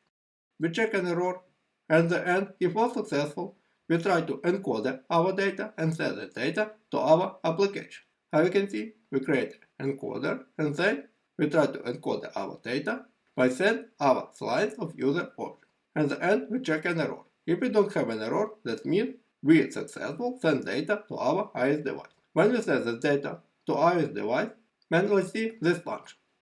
How you can see, this function run query select from users. This query will be select all users row from our database. If all successful, from each row from our database, we create a new user and append this user to our all user array. And then we use this all user line to send this line to our iOS device. And then after we send this line to our iOS device, we must take this data when we run this our URL session, our request. That means, after moving this request, if all successful, we take this data, slice of user object. At the end, we try to decode our data by using decoder and return this data to our application. How you can see, we using decoder, decode this data, what we take from our localhost, and return this data. At the end, if all successful, and we return our array of user object, we assign this array of user object to our all user property, what we display in our application. We display array of user object by using MyUpView model all user array. This array we using in our function. And also, this is data what we now display in our iOS device. This data we put in our database previously when we run our Golang project. And also, how you can see, we can create a new user and put in our database. When we tap to plus, we run our new users view. We create first name, last name, email, and avatar. We don't create ID because we create ID in our database automatically. And now create a new user. I type in first name, last name, email, and avatar. And now, how you can see, I try to create a new user object. When I tap to create this user, on the end we have our new user, Mary, last name L, email, test, gmail.com, and this is our avatar. When we tap to this button, I run insertNewUserPOSTRequest as a generic. Let's move to this function. Now you can see, in this function, we try to create a new user and send to our localhost to create our user in our database. Inside this function, we run our function userPOSTRequest as a way. This function works directly with our localhost. And also, how you can see, return type is int.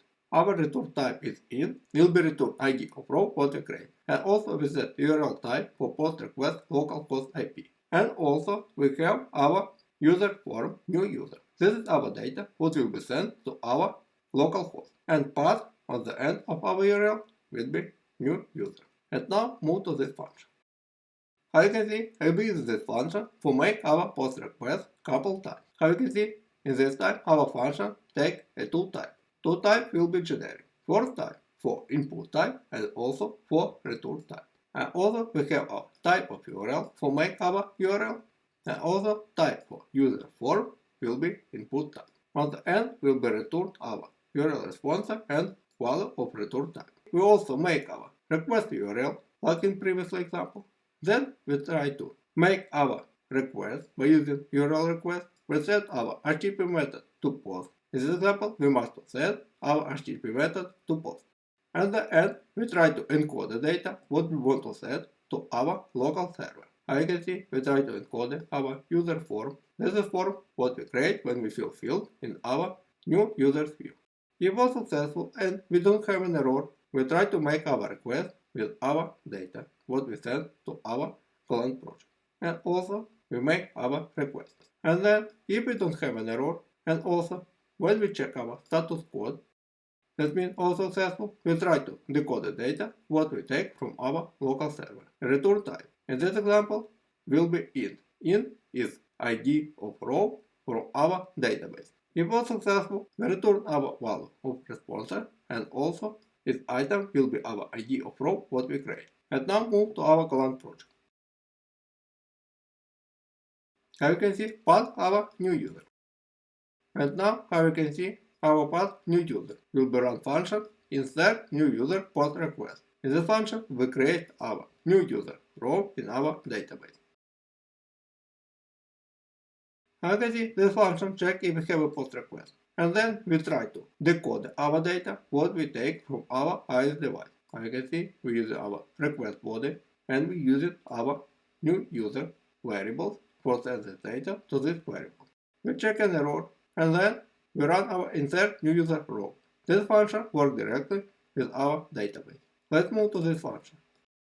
And now you can see our function take our new user what we want to put to our database, and return ID of user what we create and error if we have an error. And then, as you can see, we try to insert into user first name, last name, email, and avatar. This is value what we put when we execute our prepare statement.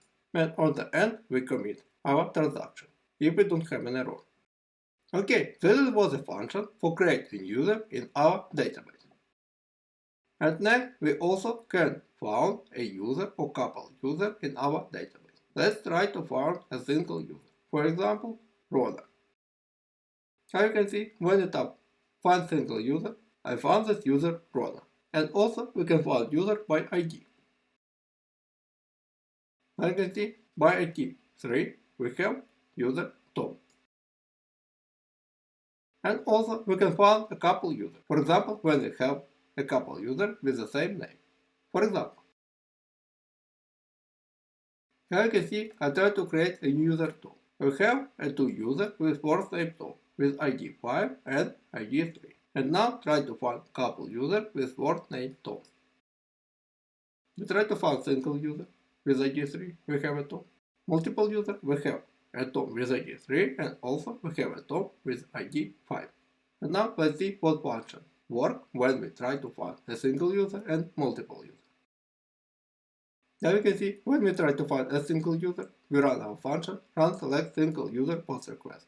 And also when we try to find a multiple user, we run selectMultipleUserPOSTRequest. Let's see how work these two functions. And also we assign a tab search. We assign a tab search. For example, when we select a couple user and try to update a one user from couple what we found, and after we update this user and return back, our type search mean will be searched again all user what we found previously, and we will be see our user what we searched previously. For example, if we previously searched a one user, after update this user, we will see this user. If we previously try to find a multiple user, when we return, we will see a multiple user what we tried to find previously. And now let's move to our function. How you can see with this function, we run our function from our user post request generic. This function will be select a single user from our database. And also for make our URL, we make our post request localhost DB. And also for part, we have a selectSingleUser. And also we have a similar function, but with this function, we try to select couple users from our database. For example, we run our user.POSTRequest func away generic. And also our return type is array of user object because we try to select couple user object, and our path is select. Okay, let's move to this function. As you can see, this is our generic. In this example, like previously, we use this function to make our post request in generic. But in this example, we assign another type. But how you can see, in this example, we also use our function user.POSTRequest async away and generic. Because we'll be using this function when we make our new user. But in this example, input type we set user because we'll be set a user for find a new user. And for return type, in this example, we have user also. Because we will send back from our local host user what we select when we try to find this user in our database. And also we have a different path, single user. But when we run our function for select multiple rows from our database, how we can see our input type user also, because this is user will be called information what we want to find. And then for return type we have array of user object, because we will return a couple user of object what we try to find. At the end, we assign our user to our all user array. In this example, we append a new user to our all user array. And how you can see, I previously created our array is empty. That means when we found one user, will be displayed a one user in our application. In this example, we have path select single. In next example, we have path select. Let's move to our Golang project. How you can see, this is path select for select multiple row from our database and select single for select single row from our database.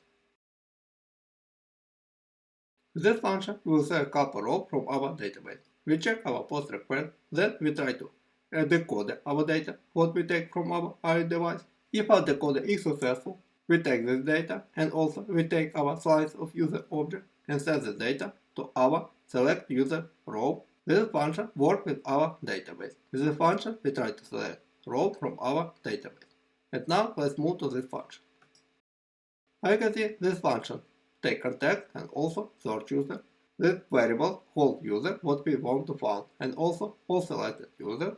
This lines of user what we found a user in our database. As you can see, by using our context, query context, and select user, by using ID or first name. In this example, we try to find our user by ID or first name.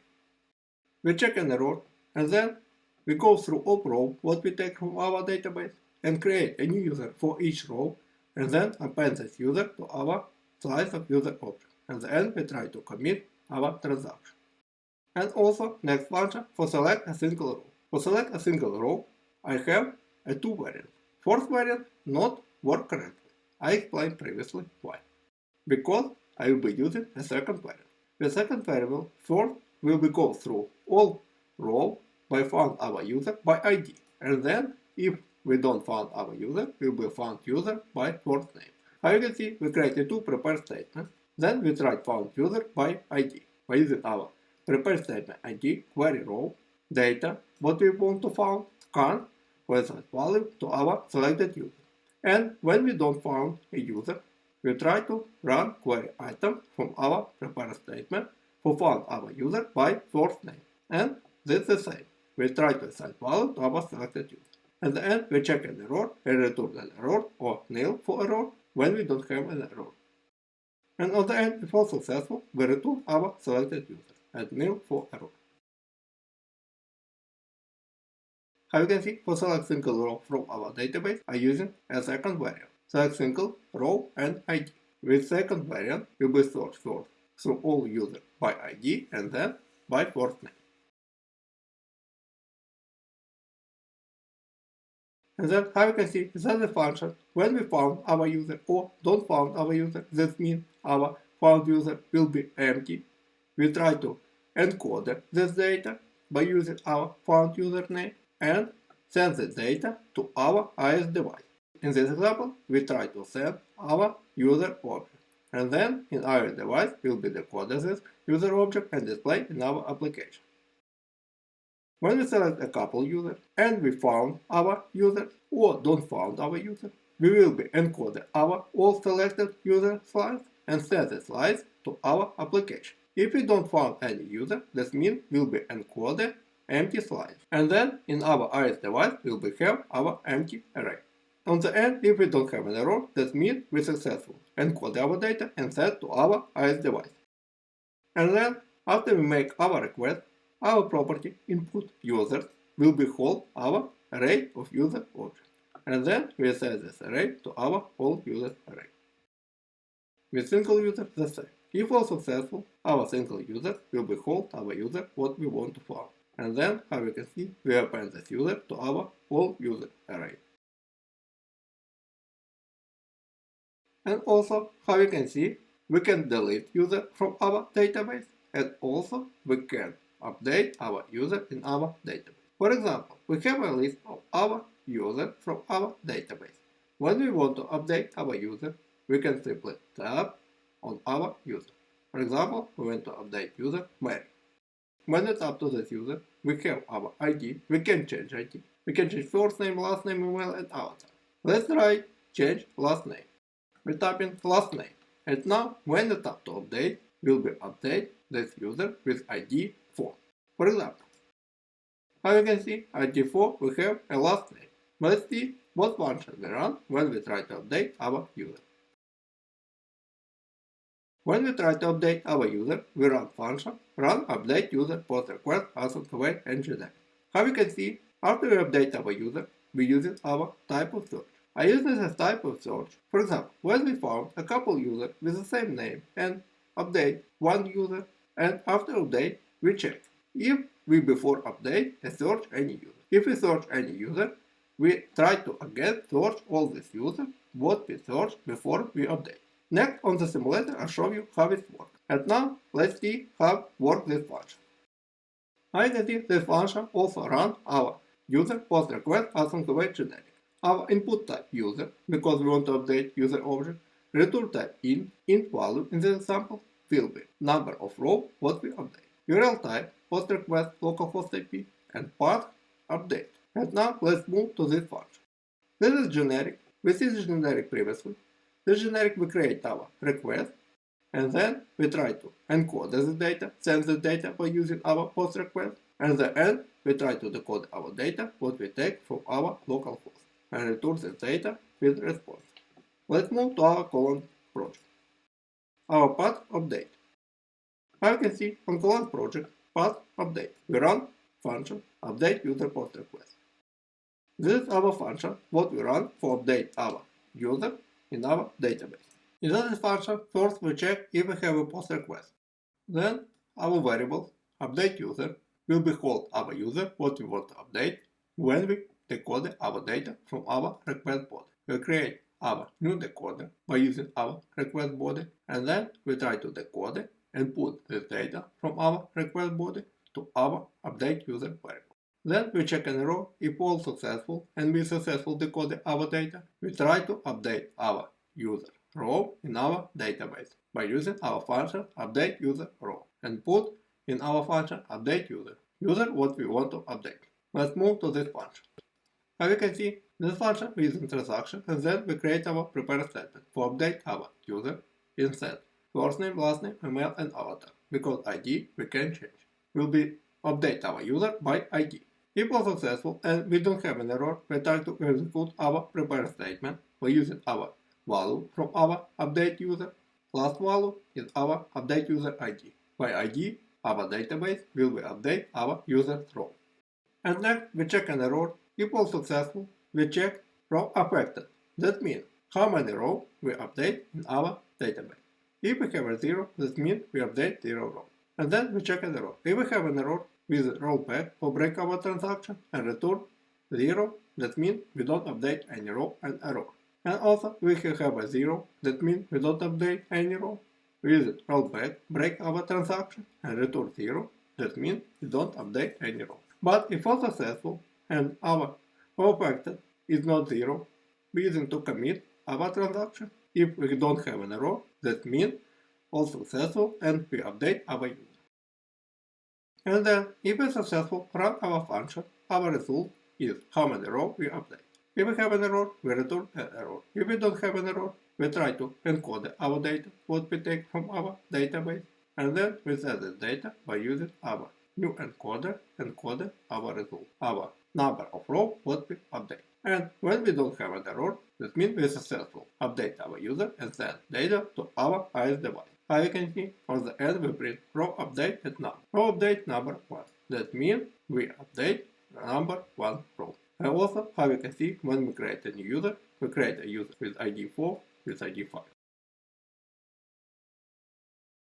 And now let's move to the last function. In the last function, we can delete user from our database. For example, I want to delete user with ID 5 top. Swipe and tap to delete. Now, how you can see, we don't have this user. Let's see what function we run when we try to delete our user from our database. As you can see, we use our array of all users, delete, perform our delete item function. Let's move to this function. As you can see, this function takes index of our user. And then, by using this index, we found our user, what we want to delete. And then, we go through all users, what we want to delete. And then, we try to find user, what we want to delete by using our index tag. And then, we take our select user. In this project, I will be trying to delete user one in one time.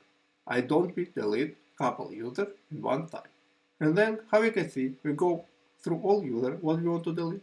This example, when we delete Tom with ID 5, that means our selected users array will behold one user, Tom with ID 5. And then, by the switch type of search, we try to run our method for delete our user. How you can see, if we have multiple search, single search, and don't run any search. In our example, we don't run any search because we'll be delete our user from all users from our database. We delete our run delete user post request as on command. Main difference, in this whole case, first we run the same function for delete our user, how you can see, and we put user what we want to delete. But second function will be run function. For example, when we run multiple search, we will run again our multiple search. If we have a single search, we will run our single search again. And also, if we don't have any search, we will run all users from our database after we delete our user from our database. Let's move to this function.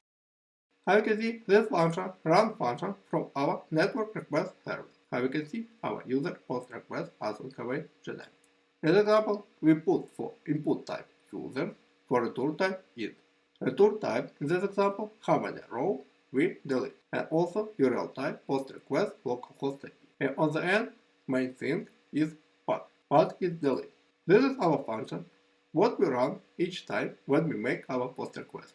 For select single user, for select multiple user, for update user, for insert user in our database, we use the same function. Because using generic, we simply set a different type to our function and then work with this type in our function for make our post request. Because in this project, we run couple post request and single get request. I am said about localhost.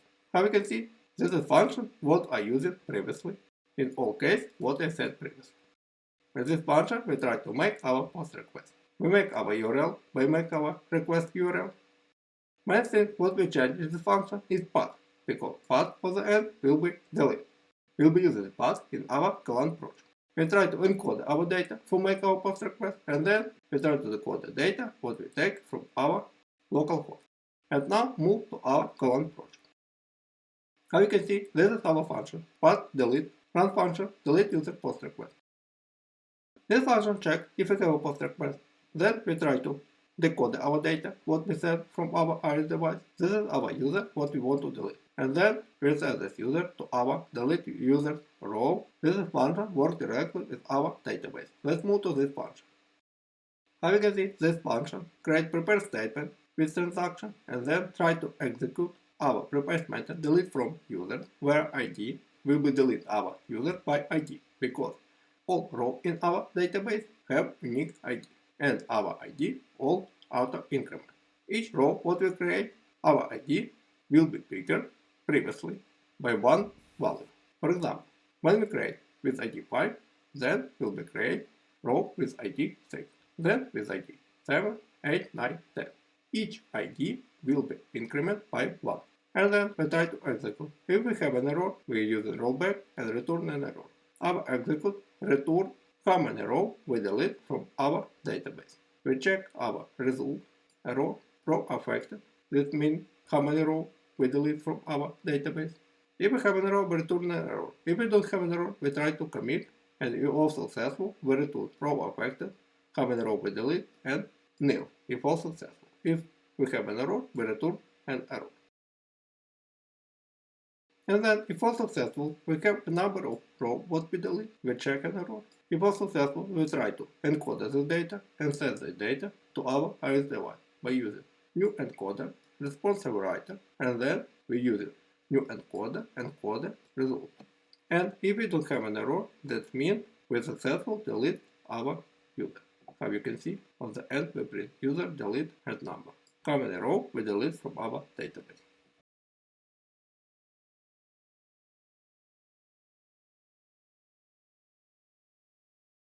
And now, for example, we have a two row with the same first name.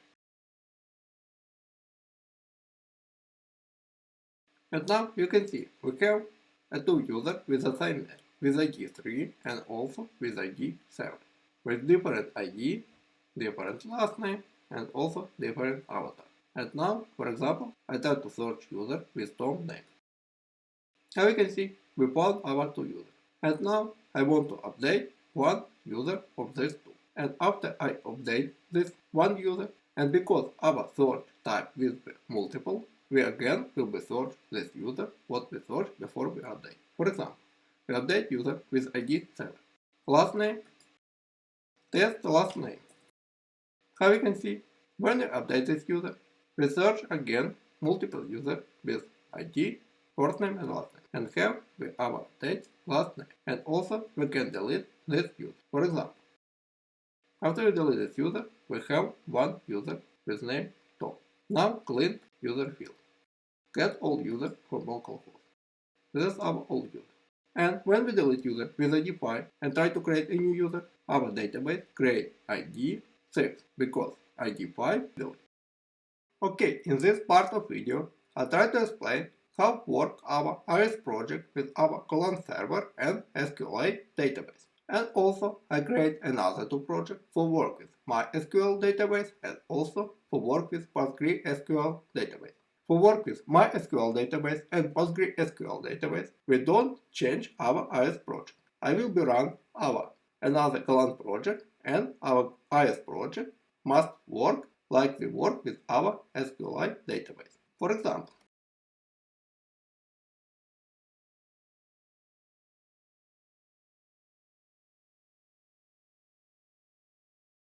and now, how you can see, I run our Golang project, this project for work with MySQLite database. And when I tap get all users with localhost, we take all user objects from our MySQL database. How you can see, our last name MySQL. That means we take this data. Because this data we put in our database. And now, when you try to work to this project, I don't will be explain all functions in our IS device because it's very simple. And also in my Golang project is also all functions very simple. For example, when we create our get all users and also for select single user role or select multiple roles or delete user from our database or create a new user in our database, we'll be using the same URL what I using when I work with SQLite database. How you can see, when we move to our view model and go through function for run our request, for make our get request, we'll be run our function user get request, what we run previously is our SQLite database. And we don't change any value when we work with our MySQL database. Then, for select a single row from our database, our path select single. This path will be using in our Golang project for work with MySQL database. The same function, the same input type, the same return type, and also all the same. I don't change any code in our IS project. when I work with MySQLite database, and then when I will be work with PostgreSQL database. Only I have some change in my Golang project. In this example, we have path select. For insert, we have a new user path. For update, we have update. For delete, we have delete. Now move to our Golang project. Now you can see I run the Golang project, and we have our path for make our request. User, select single, new user, update and delete. The same path what we are using when I work with SQLite database. And also this function for work with our database. This function passes inside server user.go. This function works with database and also work with our local host. In this example, the same. For take all user, we make get request, check our get request, and run our function query database user for select all users row from our database. And then when we select all user, we try to encode this data and set this data to our IS device. Then our function for select couple row from our database. Let's see this function for work with MySQL project. How you can see, this is the same. Select from user. This function is identical when we work with SQLite database. Let's move to the next function. Next function, select couple user from our database. How you can see, we check our post request, then we create our slice of user object, then we create our property, what called user, what we want to find, and then we decode the data, what we take from our device, and then when we will have an error, we run our function, select users row. Let's move to this function. Inside this function, how you can see, we try to select user by name or ID. We try to select couple users row by name or ID. Create new user for each row and put this user in our all selected user file. On the end, we commit our transaction. Next function for select single. In this example, work with two variants. First variant not work correctly. I use second variant. Select single user by ID. Let's move to this function. How you can see, in this function, we try to find user first by ID, second by first name. For example, we use the query row by found by ID, and then if we don't find our user, we try to find user by first name.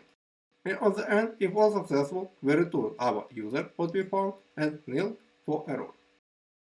Then we take our selected user, encoder, create a new encoder, and then encode this user and send to our IS device.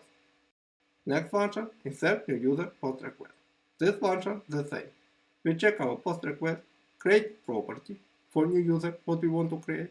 Then we decode the data from our request body to our new user property. Then we use insert new user row function to work with our database for insert this user to our database. And then if all successful, we return ID of user what we create. And then we encode this ID and send to our IS device. Let's move to this function. For this function, we create prepare statement for insert first name, last name, email, and avatar to our row, and then we execute our statement by using this value. On the end, we use result plus insert ID. We return ID of last user what we create. At the end, we try to commit. If all successful, we return our ID at nil for error. Function for update, the same. We take user what we want to update, decode the value to our update user variable. Then we run function update user row to work with database to update this user. Let's move to this function. How we can see, this function update user by ID. And then we execute our prepare statement, and last parameter is our ID of user what we want to update. And on the end, we check an error. If was successful, we return number of row what we update. And on the last function, for delete user, we check an error. We decode data and decode this data to our delete user variables. This variable will be called user what we want to delete. And then if was successful, we run our delete user row for delete user from our database. Let's move to this function. How you can see, inside this function using transaction, create prepare statement for delete from user by ID, run execute our parameter delete user by ID. If we have an error, we return an error. And then we check from affected how many rows we delete from our database. We check an error, and try to commit. If all successful, we return proactive and new. This is all very similar when we work with SQLite database. Main difference between these two projects, SQLite and MySQL database, is how we open and connect to our database, because to work with MySQL database, we must create a local server to work with MySQL database. When we work with SQLite database, we don't need a local server to work with SQLite database. And now you can see we can create a new user. So we can see we successfully create a new user, and also we can delete this user. For example, delete user pronoun. And also we can find user by first name. And also, as you can see, we can find couple users with wrong name, and can find a single user. Single user will find a first user with a wrong name. Multiple wrong name. We can update, for example.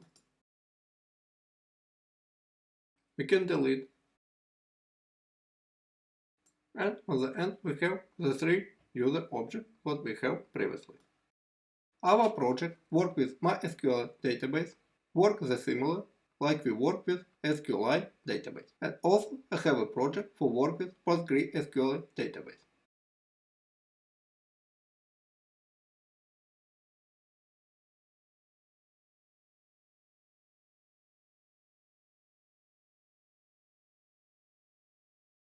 And how you can see, I run a Golang project for work with PostgreSQL database. And also we have our IS project. And now I tap to get all user objects from our database. We must see our users row what we have in our PostgreSQL database. As you can see, we have a three object, last name PostgreSQL database. This is data what we put in our database. This is our data. That means our server works correctly. I don't change IS project for work with PostgreSQL database. I have some change in my Golang project for work with PostgreSQL database. In our IS project, we have the same URL, path, and also the same function what we worked previously with SQLite database and also MySQL database. We run the same function. And now move to our Golang project. Main difference between all these projects is how we open our database. Because for work with PostgreSQL database, we also must have our local server. For MySQL database, we must also have local server. For SQLite database, we don't must have local server with database. And after we open and execute our SQL file, we have the same function. For select all users row, for select multiple single users row, insert new user, update user row, delete user from our database. And also we have the same path, delete, select a single, new user, update, and delete. We run the same function for work with our local server and database. Let's move to file we'll call this function. As we can see, first function for take all user row from our database with getRequest. This function run our function for work with database. As we can see, we have select from user. That's all identical like in previously two projects. Let's move to the next function. After we successfully select all users, we encode the user and select to our IS device by using our responsive writer and send this data to our IS device. Next, we have select multiple users. All very similar like in previous project. Create context, slice of user object, what we will be sent, try to decode the data what we take from our IS device, check an error. This function works with our database. First we check if we have an error when we work with our selected users row function. If successful, we try to decode the data, we'll hold our all selection, and then we try to encode our variables, we'll hold our user object, and send the data to our IS project. Let's move to function to work with our database. As you can see, this function works with our database. It's very similar like in previous example, but in query we have a different sign. We don't question mark, we have $1 for first parameter, $2 for second parameter. This is different between first two projects, because in first two projects with SQLite database in MySQL database we use question mark. Then the same we go through all rows from our database, create new user for each row, and put this user to our slice of user object. At the end we try to commit. Next we have function for select single user. How you can see, we try to decode the data, what we try to find, and then I create a two variables, like in previous example, and I use a second variable for search by ID first and then by first name. If all successful, we try to encode the data what we select and set the data to our IS device. Let's move to this function. As you can see, this function we create prepare statement for ID and prepare statement for first name. As you can see, by ID $01 and it's my mistake. And by first name also using 01. If all successful and we don't found by ID, we try found by first name. If we don't found by first name, we return empty selected user. Next function, insert new user. Check a post request, decode the data what we take from our IS project to our variables, then run function for work with our database. As you can see, in this function we try to insert user with value first name, last name, email and avatar, value $0, $2, 3, 4, and return the ID of user what we create.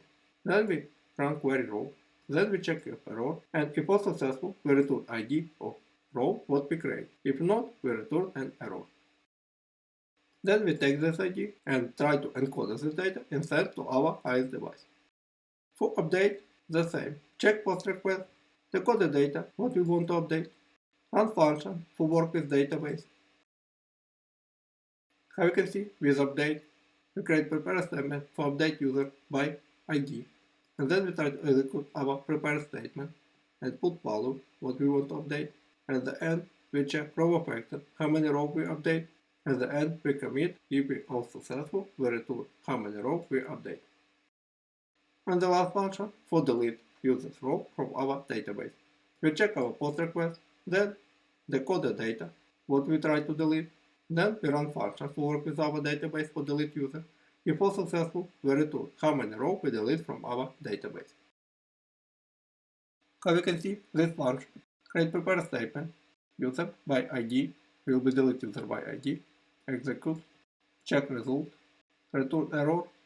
If we don't have an error, we return our row affected and nil for error. Now you can see that's all very similar like in our previously two projects.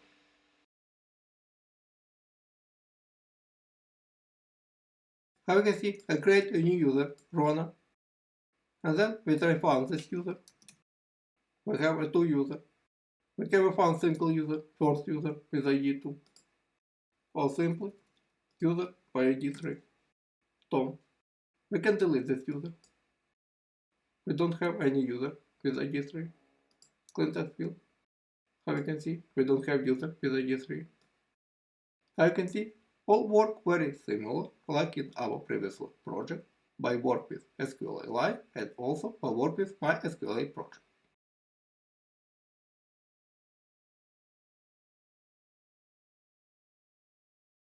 This is the end of my video. In this video, I try to show you how you can create IS project for work with Web API and also for work with local server.